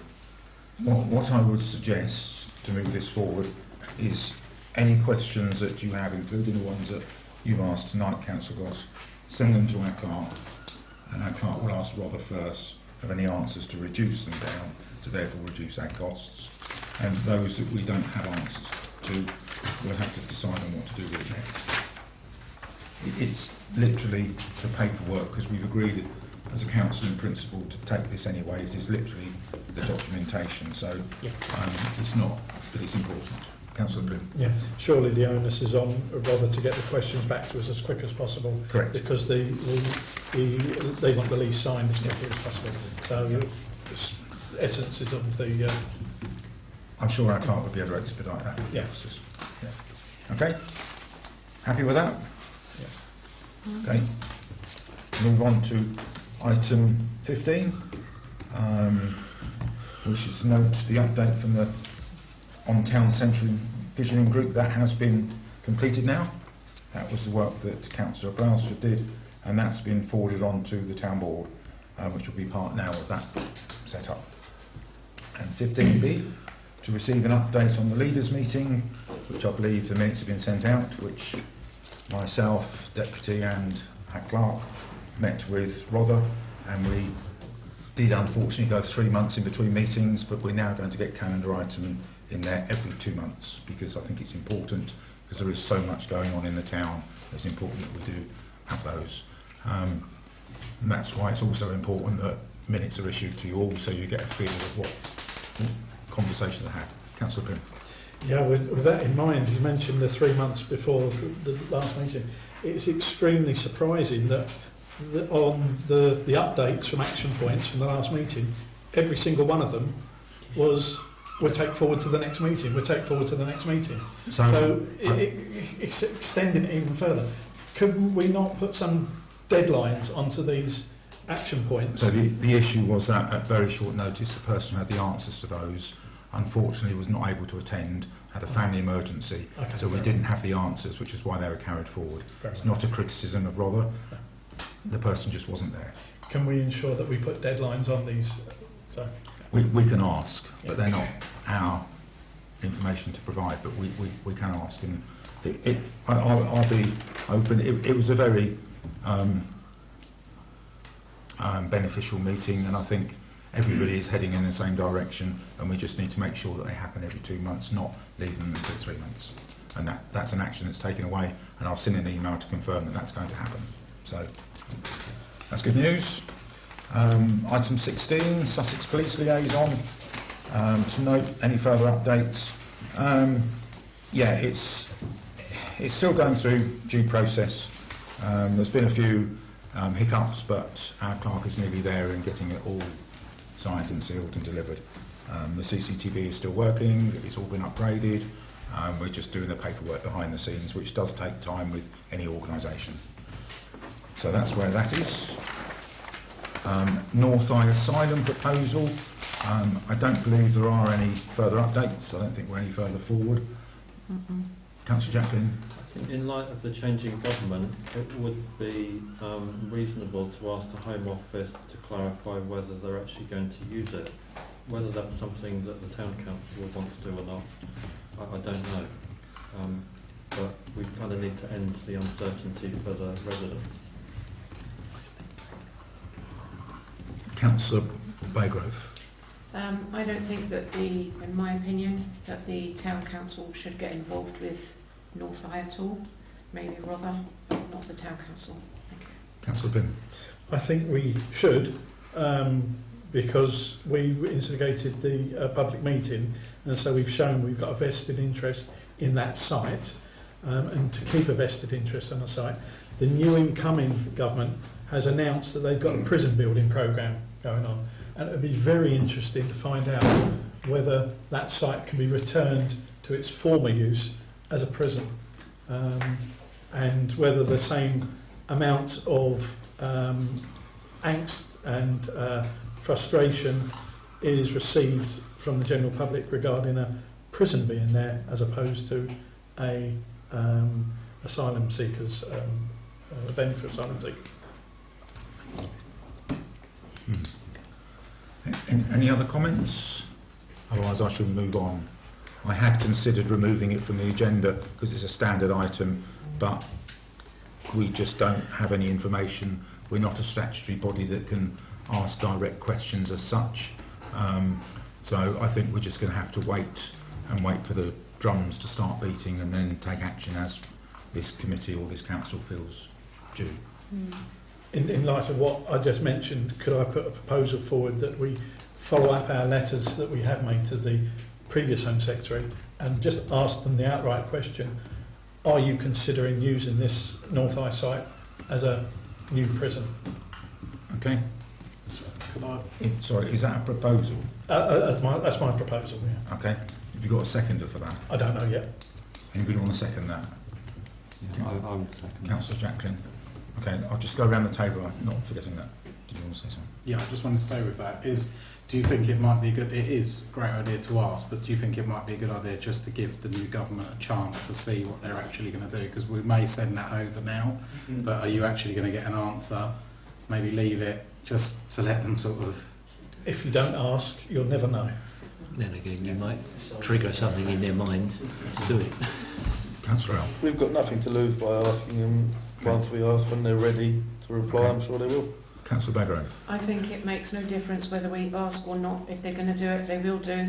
We'll be the last to know about it, and it'll go on anyway. So, just to add, our MP last week asked a question in his first question time in Westminster for clarity over what was happening. So it is on that table. So we have got a motion on the table to vote upon, which is for our clerk to write to the Home Secretary to ask what the current state of play is. We've got a proposer and a seconder, so we need to vote on that. So all those in favour of that letter going? 1, 2, 3, 4, 5, 6, 7, 8. All those against? 3. So that's carried for a letter to be sent to the new Home Secretary. Okay, thank you. Chair, can I just add something? Sorry. Like I've said previously, I understand that it's a big topic for the town. The town council has no decision power over it at all. And what I would like the town council to start thinking about is that if this does go ahead and we have a date of what we're going to do if and when it happens, because I'm conscious that we're going to spend a lot of time sitting here working at, is it not? But if it does, at least let's try and be prepared to support our town residents with whatever they believe and act upon it rather than be behind again. And how could we do that? It's just a point that okay. So bear that in mind. Yep, it's a good point. Councillor Jacqueline. When it was turned from an RAF base into a prison, they did actually hold a public consultation. So it may well be that prisons are different to emergency and secret accommodations, but I welcome the fact that you want to keep an eye on it. Okay. Any more comments, or I'm going to move on? Item 18, the Town Board. To receive an update, I have sent you an update. I have to say I've been very, very busy on it. A councillor asked when I was asked to go on it, had I got time, and I was told it was a meeting every 3 months. In 1 week I had 4 meetings and they were each 3 hours in length. We were given 4 months to prepare all the paperwork to put through the first 3 years of what the town wanted to do, including a 300-word vision and a 1,000-word plan as to what we wanted to do for the next 10 years. And I'm not alone, there's 12 round there, including Councillor Hollish here tonight, so he feels my pain. But we've all worked very hard to get to the point. The levelling up has now changed its corporate tone and it's been called something else. We are not clear at the moment what that means to the town of Bexhill. There was a tele-call this afternoon, which I haven't managed to catch up with Anne Rathbone, the Levelling Up Partnership Manager, but I believe that the 1st of August timescale may be moved on a little bit, which is good for the town of Bexhill. It gives us greater time, but we need clarity over it. The consultations that have gone on have been magnificent. I ran one of them, and about 55 people from sporting organisations in Bexhill turned up to the Manor Barn and listened and spoke and interacted with what they wanted. And some of it matched what the town council's 10 items as to what they wanted to, and some of it didn't, which is bound to be the case. And there's 80 odd different projects that have been put forward. Some are small ticket items, some are big ticket items. So there's an awful lot of good that this town board money can do. So that's where the town board is, and it's backed up by the information I've sent. Councillor Pym. Yeah, I noticed within your write-up about it, you point out that they're asking for significant collaboration across all levels, but you're unclear as to how that fits in. But towards the end, you've asked us to think about creating a smallish working group, and if any town councillors are interested, to get involved, to contact yourself. Surely that should be done via this full council, and we create a working group. Not necessarily, because the way the town board will operate, there's 3 streams, which is heritage and regeneration, safety, security. So there's 3 separate streams, and some of these projects drop into the various different schemes. And what I was asking is, if you want to get involved in it, because there'll be working groups underneath the 3 headings, who will then work up the projects to then present to the town board. So it's an opportunity for other people to get involved. But if I don't know those that want to get involved, I can't help you get involved. Not as a councillor. Perhaps you've not as a councillor, but as an individual. Used the wrong terminology by asking if any town councillors are interested. We should have led me to believe that it was going to be something to do with the town council. It's individual representatives within the town of Bexhill. So if you want to get involved, let me know. Okay? Okay. 19 is just a point to note. The visioning exercise, we'll be doing that later on this year. So item 20, we've had a request from it's 20A and 20B. 20A, there's a formal funding contribution from the Town Council to crowdfunder for the Sidley Woods project. So we need to, that's under Appendix H. Councillor Baker. Can I just ask if it's customary for councils to give grants for crowdfunders? I can't answer that. It's not something this town council has done before, but I'll ask the clerk whether that is standard procedure. Everything a town council does is under a power, and this town council has something called the general power of competence. So that's something that you achieve status by having a qualified clerk and at least 2/3 of your council elected. So because you've got the general power of competence, that's a like all-encompassing power, which means that you can act as a corporate body in the same way that an individual can, which basically means you can do anything as long as it's not illegal. so yes, you can do any of those things. Councillor Ross. Note on this that they're asking for funding of the balance of up to 5,000 from their crowdfunding. 21st of the 7th, which is the date they gave, they had £195. Crowdfunding. Significant amount required. It hasn't been overly well supported by local residents as yet. Councillor Ruston. Might have been a different separate match funding, but I know that there was one, and I can't say if it was this one or not, but the East Sussex County Council wouldn't match fund a donation from us. It had to be from an individual. Okay. Can't remember what site that was. Okay. Maybe wrong, but I don't know if Councillor Hoddidge may know, and if we could suspend if he does know the answer. Okay, I'll finish the questions and think about that. Councillor Baygrove. I think anything we should consider is on behalf of the residents of the town, and I think you can see by the amount of money that they've raised already, which is a very small amount, that there just isn't the interest from the members of public. And so, my objective is always to make sure that we're not putting money where it shouldn't be. And so I'd just like to say that in view of the fact that they can't raise any money or any interest, we need to look at that very carefully. Okay, Councillor Sane. I believe it also said that it would need the public to help with the project.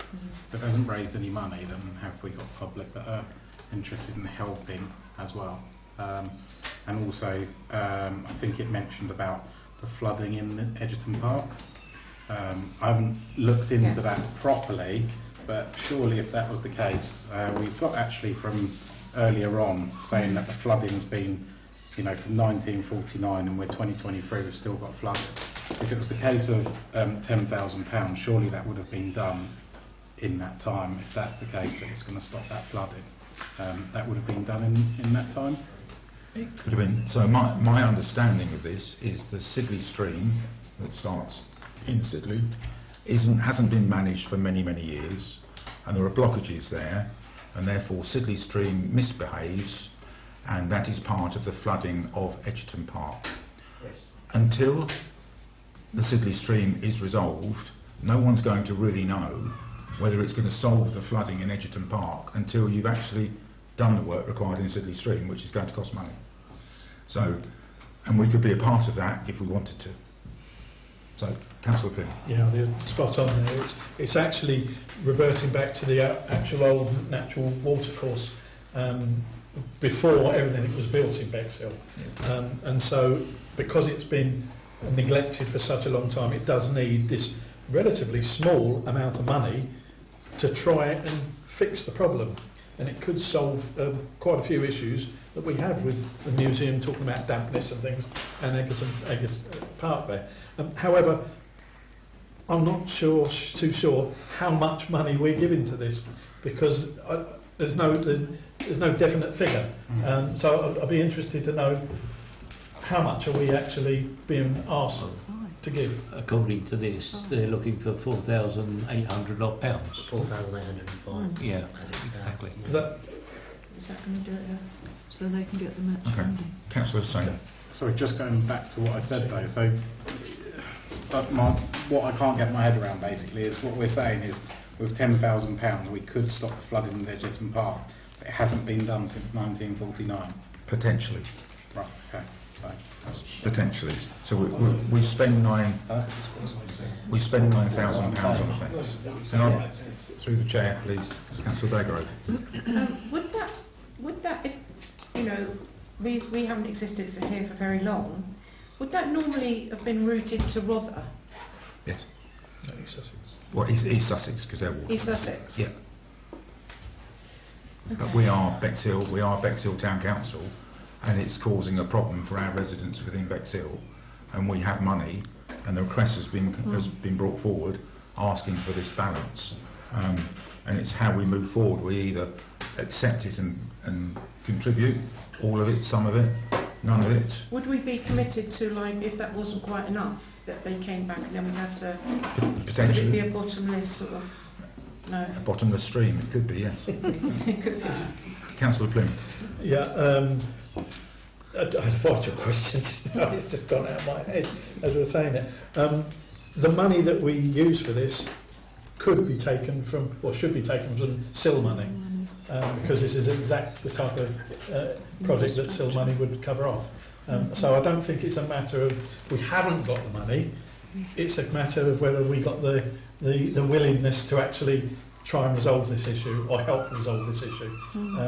I don't think we can afford not only to be seen to be sitting back and watching it happen and not doing anything, but I don't think we can afford to just ignore this. Agreed.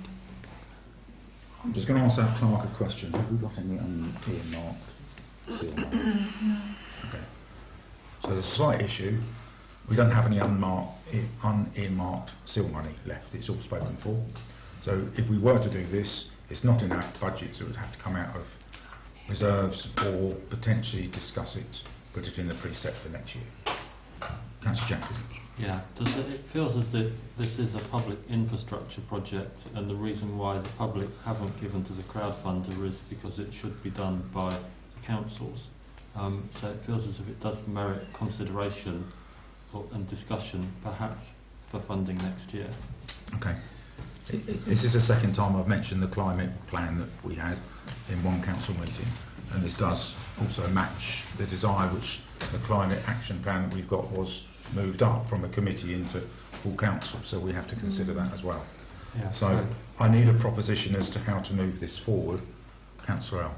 As it is a crowdfunder, would we be able to work out a sum tonight that we could donate or contribute to the crowdfunder, which would then hopefully allow other people to follow us into this as well, and allow for some movement, for some more interest into the crowdfunder. Potentially. And then see where we go from there, and if we need to add any more, we'll look into it again. Councillor Baygrove. Do we know if there's been any advertising about this? Because I actually haven't seen any. And if I haven't seen any, other people may not have seen it. And how can they contribute if they haven't seen it? They've surely got to make a concerted effort to get that out there if they need It help. was discussed at the Nature Day, which we're all invited to, around this table, and myself and Councillor Pym arrived. So it was discussed out there. It has been issued in through social media, and really it's up to us to understand and learn these things ourselves. But I understand what you're saying. You can't get the information to everybody, but this is a fact that it's an issue that is affecting Edgerton Park a lot of the time. Councillor Jacklin. I would like to propose a motion that the appropriate committee discusses the means of funding this. Full stop. I would also note that a lot of the floods that we've experienced have been down to poor maintenance, and as opposed to climate change. Okay, so you're recommending pushing it back to a committee to investigate how we could fund it? No.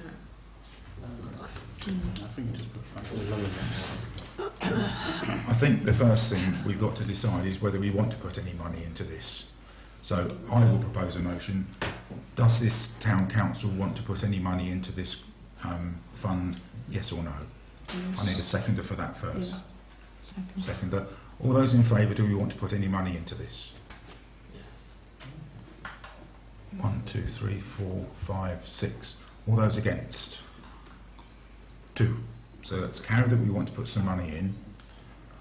Are you abstaining? No, I'm going. I just wanted to follow on. So if we have no still money that's not marked for anything, the next grant round is in September, October. Yeah. It's just changed. Given that there's only £195 there that's been crowdfunded, would a good way forward to be give them a couple of months more to try and build that, bring that forward to the grant round. To finance and audit. To finance, there, and then we can look at the money that's in our grants budget that could go towards this. Okay. Because then the money's already budgeted for. Okay, I'm going to take the final one from Councillor Baygrove and I'm going to move on. I think, of course, we want to help. If there's a problem, we want to help. Yeah. But we don't want people relying on us that aren't trying themselves. So we want to help people that are helping themselves, very importantly. Okay, so the proposal is it goes to finance, and I said I'm just going to take one. Just need to point out, it does say urgency. There are 38 days left, so it's time critical. This, so it's no good putting it back to the committee. When it says it's 38 days left on the crowdfunder, it's got 159 days left. I can see what I've got there. So which date is it? Because crowdfunding is open until the 31st of December. I think crowdfunding's just come with artificial fixed time periods. So it's been proposed that we are going to put this back to the finance and audit to make a decision over how we can support them. I need a seconder for that. No seconder. Seconder? Second, Councillor Thomas. All those in favour of that? All those against? Right, that's fallen. So we've agreed we're going to put some money into this. How do we put some money into it? Can I propose that we put the £5,000 to this project with immediate effect? Okay, that's a proposal. Second. And a seconder. Where are you going to fund the 5,000 from? We take £5,000 from the reserves. Okay. That's the amended proposal. Are you seconding the amended proposal? I was going to just add on to that with a ring fence that's taken from the seal money in the subsequent year. Okay. If that can be done. Is it I don't think you can do that. No, can't do that. Okay, from reserves then. Yeah. Okay. Reserves. Councillor L. I was also going to put for a proposal. Okay. that as it's a contribution to a crowdfunder, we contribute £1,000 today, okay, and then move it over to our next grants and donations till we've got some more information. Point of order, Chair. We've got a proposal and a seconder on the table already. Yeah, but if unless it's an amendment of the. But if we vote on the first one, that means the second one becomes irrelevant. Exactly. That's what I'm So- saying. so Unless but- it's an amendment of my motion, then Okay. we So can't your discuss it proposal- until my motion's been So voted on. your proposal that's been seconded is that we put £5,000 from reserves into the fund immediately. Okay. All those in favour of that? 1, 2. All those against that? 6. So that's fallen. So you were going to put through a proposal, Councillor Earl? But we agreed to put £1,000 today as a contribution to the crowdfunder. Yeah. And then we look into it into more depth and invite them to use our grants and donations. Okay. Do we have a seconder for that one? Councillor Baygrove. All those in favour of that proposal? 1, 2, 3, 4, 5, 6. All those against? 1, 2. So that is passed. That we put £1,000 towards it, and it's then on the agenda for the, and obviously a discussion with the City Woods projects that are aware of. I captured the motion I captured was to contribute £1,000 towards the project, Yeah. the Council's general reserves, and invite an application to the next round of grants and donations. Yeah. Yeah. Although I do have to admit I've got no idea where that's coming from. That's fine, don't worry. Okay, that's 20A. 20B, that the Town Council writes to Bexhill Wild CIC to support a grant bid to Rother District Council, and that is required before a grant will be given by Rother District Council. That's not the first time that's occurred. Without backing from us, then Rother won't support. So, do I have a proposer for that? Councillor Blagrove, seconded by Councillor Russell. All those in favour? Carried. Okay, thank you. Item 21 is to receive a report on town rangers. Again, I don't have a paper version of this, and my printer let me down. So, I have read it. You've read the report. It's what we do next to move this forward.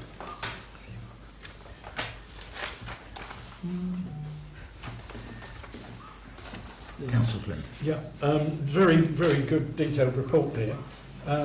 However, it's a report about town rangers, but there's no tendering process that we've gone through, and it refers to one particular provider of this. Yeah. I'm a bit confused as to whether we should have gone through a tendering process, and whether by pass in this motion we accept a sole provider for the town rangers process. Yeah. I might have misunderstood it, I don't know, but that seems to be what this is. My understanding was that we asked our clerk to go and investigate the potential of, without any restriction over what it looked like or how it might look. So this is what is on the table for a discussion to see where we go from there. So there wasn't any prescription over what should or shouldn't be there. Okay. Councillor Zane. Yeah, sorry. I think the reason for that is, I'm guessing, is there isn't actually anyone that I could even that I could think of that would do all of those things.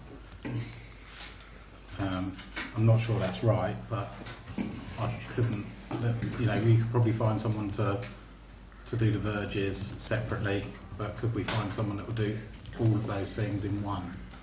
There may be. I'm not saying there isn't. I'm just saying that could be. Councillor Baygrove. Has it ever been put out to the public? No. That's because, as I said, our clerk was asked to go and investigate and put a paper in front of us for discussion, which is what this is. It hasn't gone anywhere, but you have to have discussions with some people to see whether it is a feasibility or not. Councillor L. Would this give us the potential to start this up as quick as possible while maybe keeping risk at the lowest amount possible by using the Pelham to actually see how it's going to work going forward. Possibly. Councillor Zane. I do agree that we do need to put it out to tender, though, just to make it fair. So okay.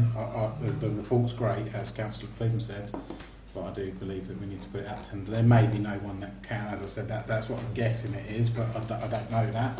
But I'm guessing that's the reason why, is that there is no one out there that could do what they could do. But we should put it out there. Councillor Plim. Yeah, I also think as whilst we put it out to tender, we start urgent discussions with Rother District Council about devolving services, because they have people in-house that do this already. Yep. And if we are sort of taking their workload off of them, and it could result in some downsizing at Rother, whereas we should be talking to Rother and saying, well, actually, we're thinking of starting up a town ranger scheme, we're going to need X amount of people, have you got those members of staff now, and bring them in toopy them over. I'm not saying we do it, I'm saying that's a further discussion we look at. We look at a tendering process and a devolving services process as well, and which is going to be the better for us. Have they already got rangers? Not rangers, no, but they've got people that do these things already. Through the chair. Sorry. It's a catch-22 because on the Amenities Committee, Parks and Gardens will be on there for discussion, and this could evolve into that, but we don't know until our clerk have gone away to do some investigation first. So we're trying to get ahead of the game, because we know that in December Parks and Gardens contract at Rother changes. So there will be a major impact, probably not on the 2nd of December, but come springtime there will be some impact. So we're trying to get ahead of the scheme, because that's what we should be doing. It's just what we want to do with this report on the town rangers. Councillor Earl. It's quite a mixed bag of jobs that we're proposing that our possible town rangers may be able to do. Whereas I believe what Rother do is they use certain companies for certain things, so they wouldn't be able to use a company to devolve over to us to do that mixed bag of what we're proposing. I believe that the equipment and all the necessary the vehicles, the equipment, the tools, they're all going to be purchased by the town council anyway, so they're going to be ours. We need people to operate them and people to wear that logo and be there to do what we need them to do. We're working very closely with the Pelham anyway.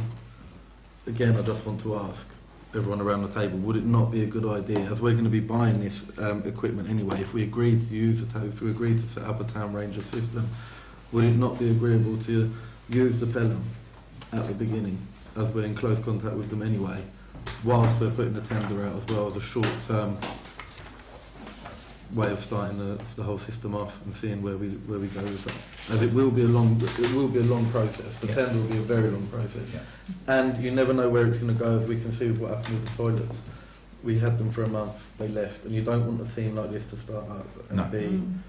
It will evolve. Wobbly. Okay, Councillor Raygrove. So we spoke about RDC and now the Pelham and now us. Is this something that could be actually a shared entity to save money? So there's lots of connections into this, because there's a role that some of us saw as a town ranger, which would be going around and sorting out certain bits like graffiti and that type of stuff. That could then evolve into other things with Parks and Gardens when their contract changes. Excuse me. And we're trying to get ahead, as I said just now, and we don't really know what the future looks like as to how it's all going to pan out. But if we don't do something, we're going to get to December and be in a bit of a mess. So we're trying to think ahead and plan, but I'm not quite sure how we can do that. Councillor Goss. There's a lot of equipment to store here. I know storage options are purchasing a depot or large shed, which is going to add considerably to expense. Yep. Storing equipment in the hub really isn't on for this sort of equipment. And hiring a storage area again is going to be very expensive. None of which is in our precept. Yeah. It would seem. Councillor Jacklin. One of the requests relating to the Pelham from the Littlegate Farm was that from September, I believe, they will be doing educational training, and so they're looking for employers to sponsor people. Whether that could be fitted in or not, I don't know. Okay. Councillor Bloom. I think there's lots of pros of using the Pelham because, as it points out, they're a social value employer. They've already got kit and equipment there and ready. They will provide us with a huge amount of flexibility as we find our way round this subject. Yeah. So I think from a short-term perspective, it's possibly a very good thing to do to initially start off our growth as a town council, but I think we shouldn't neglect the fact that we've got to look at what is currently happening within the services within RDC and see whether people, kit, equipment, staff can be brought down to us as well as we develop our services. Okay, Councillor Al. As it was a motion put forward by myself, I do want to reiterate when it comes to the price of setting up such a system that I understand it's going to be a huge amount of money to start. However, that's going to allow us to be, we'll be funding our own team and we'll be able to save money in the future and also have the option, if possible, to maybe if RDC do need some helping hands, that we sublet this team out to them in their downtime as well. So it will save us money in the future, but as with anything, you have to spend money in the beginning. Councillor Austin. Yeah, similar thing is the state of our town is a complete mess at the moment. And every single road I go down, it's a disgrace, really. It's quite embarrassing. Surely there's a way that we could use the Pelham on a short-term, 12-month temporary thing, and just as we advise people when they come to us for money, evidence that is needed and evidence that is making an impact and making a difference. Can't we start a conversation with the Pelham? Let's get a price in there that's short-term, 12 months, fixed contract. See how it goes, see the difference it makes, and whether it's worth continuing from that point. Councillor Hussain. Sorry, yes, but how about the equipment that we're going to need? So if they're doing that for 12 months, what happens to the equipment they're going to need? Are we going to have to buy that and then... Well, or we could see what the Pelham have got and as a first step, see what they could offer without what if we just put a tender expense. out, like just for... Basically, they've got a month to give us a response, and then it may be that no one even responds to that because they can't do what we need them to do, and the only person or the only company left is the Pelham. So I think maybe put it out, just say, look, we need an answer in August or by the end of August, and then we can bring it up to the next meeting and decide what we're going to do. So I was just going to add that, bearing in mind it's August, I think realistically, when we can't set August due to annual leave of September and then bring it for October. Okay. Two more, then I'm going to move on, I'm afraid, because time's tight. Councillor Pym. Yeah, looking at the financial projection for this and the information that's on there, total costs in the region of 500,000. Town Council could collect special expenses through the devolution of parks and open spaces from Rother District Council and raise an approximately 600,000. So money could come our way through this to offset that. I think it's something we want to do as a town council, and I think we're all just a little bit nervous how we go forward. But I think it's one of those situations where we've just got to bite the bullet and go, let's go for it. And I'll take Councillor Ruston's suggestion there. Initially, like a 6-month contract or a yearly contract. Okay. I think it's finance have really got to look through this and look at the package of how we develop it. Okay. I'm going to say finally, because we're running short time, Councillor Braygrove. As it's an unknown quantity, it sounds like a good thing. It sounds like a good thing to me. Can we start this with one and try it out? One. Just one. What do you call them? Employer town ranger. Yeah. And then we have to provide all the equipment that he needs for everything. Well, it's like everything that you're going to try. So it's a business entity. Surely you walk before you run with things. I don't know. It's just the way I look at it. I think by having one, you're not going to actually realise the difference. Who's going to manage and control them? You could easily get two. If it was if he was overrun, you could say, right, let's get four in. But. So I'm getting the feel from everybody. We want to do it, but we don't really know how to do it. Can I put my proposal? I hear a proposal. Thank you. So my proposal is that we ask the town clerk to put a tender out with this and see what we get back based on a 12-month time. Put a date on it. Put end of August to come back for September. So end of September to come back for October. Would that be enough time? Leave. So I don't have any meetings or anything. We don't get anything. Right, there's tendered restrictions, so if it's going to be over 30,000 it's got to go onto the national contracts finder, so you're never going to get that back in a month, because that's got to go through all the national processes. So to tender out for a value of a contract over a certain amount is something totally different. So I need to look into it.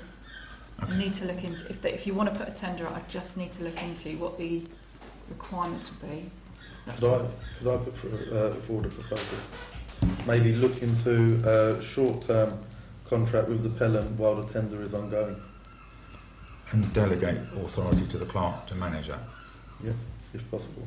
Again, it depends on the value of the contract. It depends on the government. There's government set requirements for certain public authority contracts. Would we be able to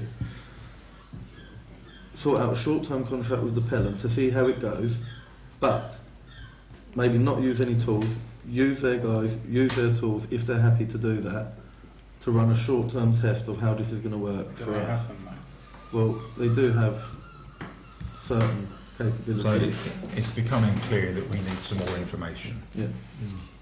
So I think I'm going to propose, someone can second if they wish, that we ask our clerk would have listened to everything that's been said, do some more investigation around what the Pelham can provide, have they got equipment, how we go about processing this, bearing in mind Rother District Council's Parks and Gardens contracts changes on the 1st of December, and that will be on the amenities agenda in October, which will give our clerk a bit more time to have, although there's annual leave in August, it gives some time of September to do some more digging, some more conversations with the Pelham, and then to understand about tendering. And be in time for our precept as well. And we'll be in time for our precept, because all the numbers that are there, we can't start that until the 1st of April, because it's not in our precept.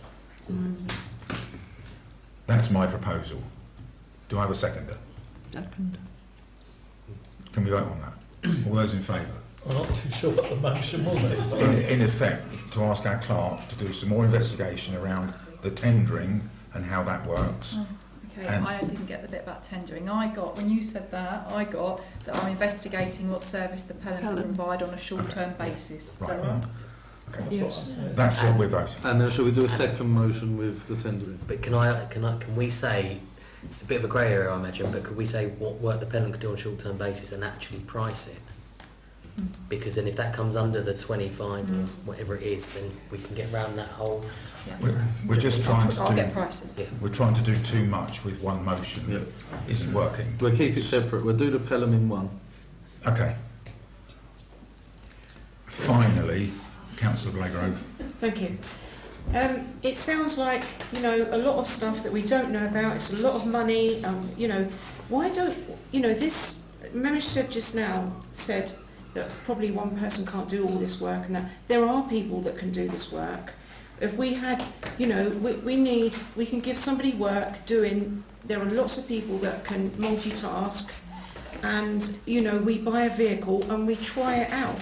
We buy what we need and we try that out, and when it's good, we get another one. I can see exactly where you're coming from, but it's not as simple as that, because if you buy a vehicle, where are you going to park it? If you buy equipment, where are you going to put the equipment? You grab a building, it's not in our precept, so you've got to wait until you've got the money to be able to do that. But if you want to do it, you're going to have to find out a way to do that. And a lot of insurances won't cover single person. The principle of this was to ask our clerk to go away and come back with some suggestions, which is what our clerk has done. We're now putting other things into the pocket of ideas that were first created. Councillor Saying. Just one more thing with that, and then we can go to motions if you like. I have 50 members of staff. Trying to find a member of staff that is going to do what you're saying, I'll be honest, near on impossible. It is easier to find a company like the Pelham or someone like the Pelham that will come in and do it for you. It's very difficult because then you've got to have someone to manage that one person, tell them what to do, make sure they're doing it. It can be very difficult. So then we don't need tenders, we just go to the Pelham and just... Yeah, but you said not to. That's the potential. We could go to the Pelham and do Do they that. know we're on our way? Okay, No. I've got to draw a line. We've got 25 minutes left of tonight's meeting, maximum. So we need to move this forward. How do you want to move this forward? It's your first motion. So my motion. Investigate. Okay. Investigate the Pelham on a short-term contract, full stop. With pricing. Yeah, With pricing. Okay. And would that be with their, sorry, I do apologise, would that be with their tools and vehicles and... Yeah, because we don't have the tools and vehicles, that's fine. etc. Yeah. So that's the motion. Seconder? All those in favour? Yes, carried. And then do we also put forward a motion for tender? As it's going to take a long time. Okay. So who wishes to put forward a motion for the tendering? But we haven't decided what we want from the tendering. I was going to say, do we not want to wait? If the Pelham can come back and say that they agree to do it, Yeah, wait. we wait. We wait. Just in case we put a tender out for something that we don't need. And then you haven't tendered it, so you've given it to someone without tendering it. But if it's below the amount, then it doesn't fall into the tender. Hang on. We voted on what we're going to do. If somebody wishes to put something else forward, then they need to propose a motion. If there's no motion, we'll move on. Councillor Jacqueline. Can I propose that we ask the clerk to look at how we sort this out in the medium term, and how much what that would work out in timing terms, and that would help us to know how long we would need the Pelham for on the short-term contract. So the motion is to ask the clerk to research the timing for a tender process to appoint a contractor after the Pelham contract finishes, the short-term arrangement finishes. Does that work? You mean because the clerk said it's over 30 days? Because there's a whole bunch of things what the clerk said. It was resolved to research timing in the tender process with a view to appoint a long-term contractor. Yeah, to appoint a contractor once the temporary arrangement with the Pelham has expired. Once any temporary arrangement, because we haven't made one yet. Yeah. Could I just... Could I amend that motion slightly? And furthermore, to discuss with RDC what services they expect to be devolved down. Because we're saying we want these people to do things, but it's no good doing the things that's already been done by Brother. So we need to know what we're going to ask these people to do.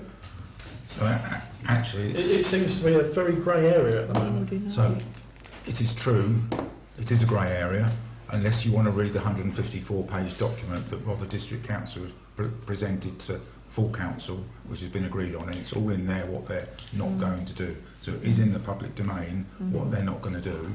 We as a town council just haven't looked at it, and that will be part of the amenities committee when they meet in October. They'll then be able to understand what isn't going to be done, to then decide if we want to do what isn't going to be done, which will then evolve this contract. And it should be more of a day-to-day... Yeah. Does that make sense? So I think I agree with what Councillor Jacqueline's saying. If our clerk could read out what... Yes, please. It's resolved to research timing and the tender process with a view to appoint a long-term contractor once any temporary arrangement has expired, and furthermore to discuss with other district council what services can be devolved. Which will happen after the... Yeah. Although, so that's a proposal. Seconder. All those in favour? Carried. Right. Okay, thank you. Item 22, we have to speak quickly. Receive external reports. Rauk? A few bits and pieces. As per my email, many of the other parishes have somebody dedicated to potholes, and perhaps that's something that we could consider either a pothole counsellor or part of the town range brief. That's point one. They asked what people had done on climate emergency. Dark skies came up. I expressed an interest in it. There are a series of meetings involving parishes and they asked if I would like to come as the town council representative, and I agreed to do so. Are you happy for me to do so and report back? It's under your RALC responsibility as an external representative, so... Okay. The Bexhill Museum guy mentioned changes to the sill apportions. Yeah. So that was discussed at length in the meeting. My understanding is that it used to be that sill money was apportioned town, rest of Rother, in accordance with the population, and that there was a proposal to no longer do that, such that it was all in one piece. But at the meeting, the parishes objected to that, and we agreed to write a letter opposing it. The information that he had ran counter to what I had at the RALC meeting, which was 2 weeks ago. So in other words, my understanding was that it will still be kept separate. Yeah. That's just my report. I don't know whether it matters. I think at the end of the day, Rother will make the decision. They'll do the consultation around other councils as to what they want. It's currently split, splitting people. Yeah. It was decided to amalgamate it at Cabinet. So Cabinet has made that decision, and then that now goes to full council to either agree or not agree. Yeah. So okay, thank you. That's where we are. And when that came up, there was a slightly more philosophical bit of stuff that came from the two Rother representatives, which is a combination of the different town funds, the 20 million quids, and interest rates, and shortage of funding, and personnel changes means that the whole kind of Sudoku of what might, will, should, could is changing. It's changing. Yeah. And the last point was that we had two representatives, myself and Councillor Wilson. We reduced to one. That is an error. Another person can attend. So if you want to appoint somebody else, please feel free to do so. Would anybody like to be involved in RALC? I used to be, but I don't have the time with the town board at the moment. I don't have time. We have one person volunteering, Councillor Thomas. Anybody else like to get involved? I would be the pothole manager if it was ever needed. that would be for one of our committees for that. Yeah. So, okay. Anybody else wish to be involved in RALC?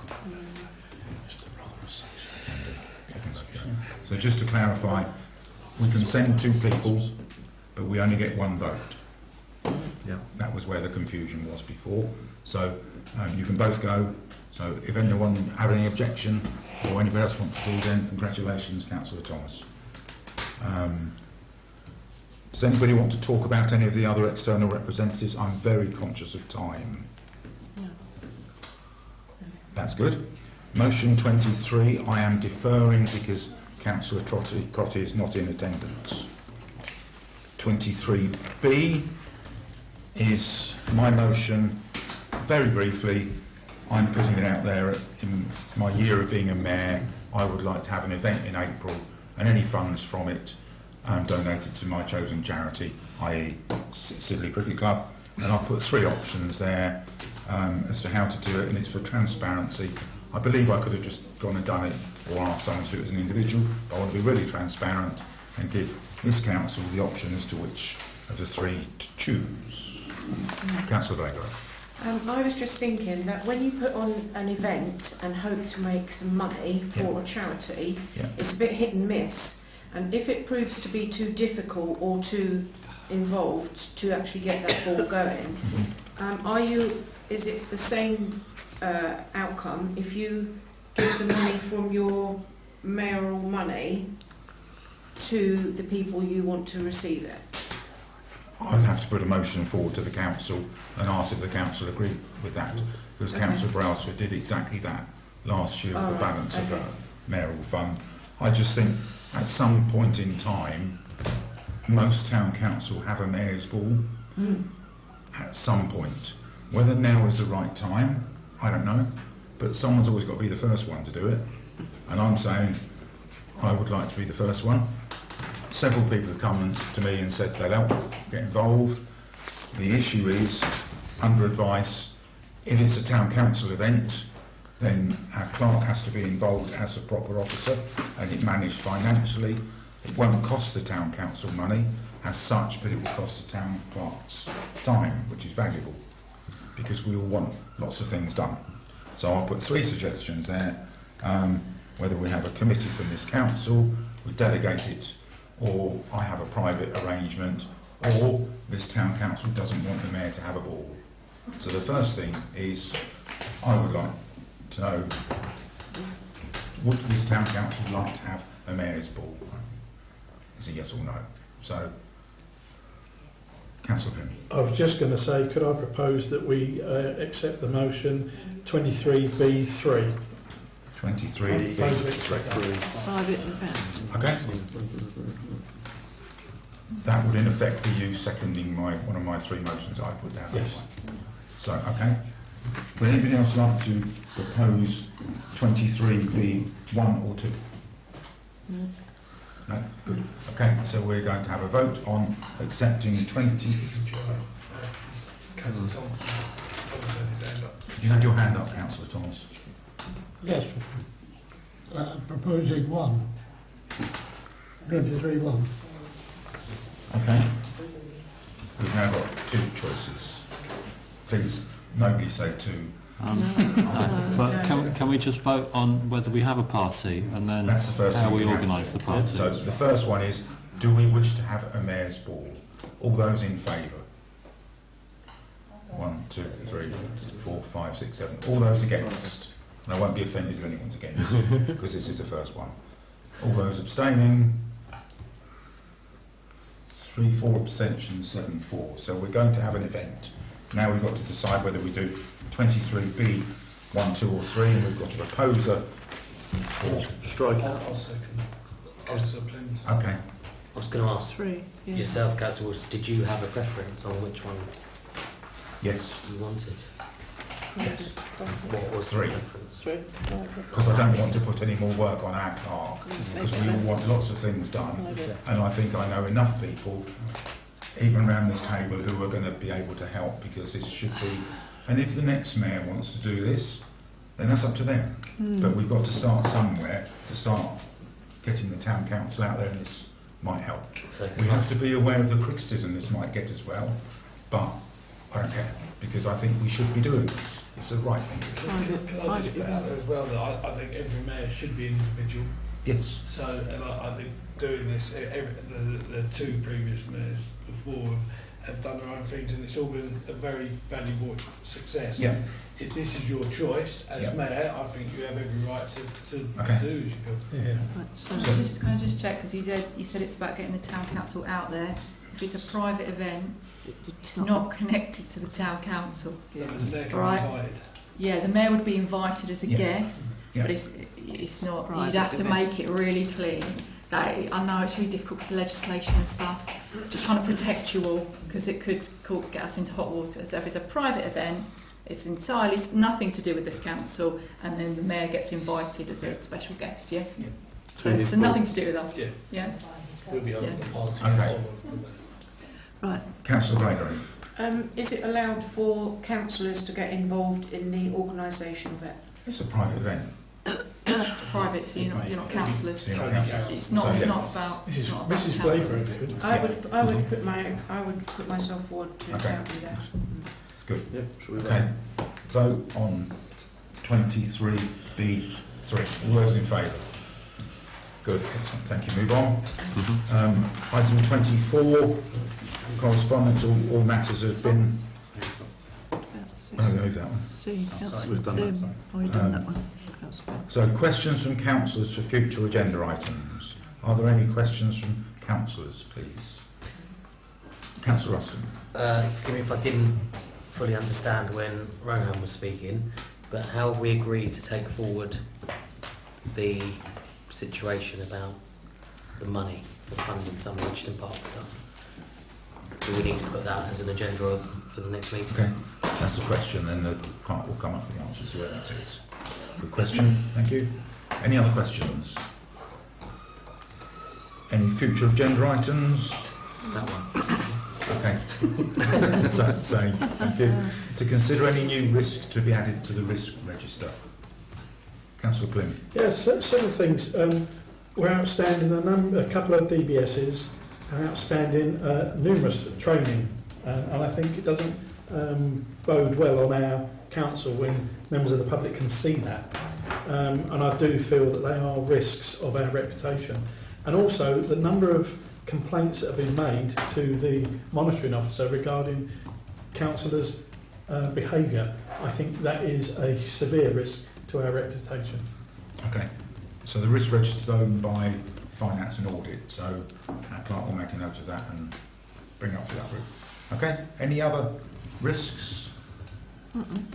So, it's not really a risk, but just to say that I noticed last couple of days the website has been nicely updated, and yes, I know. the risk of not finding what you want has been reduced a lot. So huge thank you to the clerk and the team for getting that sorted. Okay, good. I observed as well there's other things on there that weren't there before. So, right, date of the next meeting, full council of the 25th of September. To remind you, motions should be received by the 16th. So at this point in time, pursuant to section 1, open brackets, 2 closed brackets of the Public Bodies Act, etc., etc., the remaining 2 points, I'm afraid, are confidential to members of the public. So thank you for... They're off. And we now turn the cameras off. Thank you.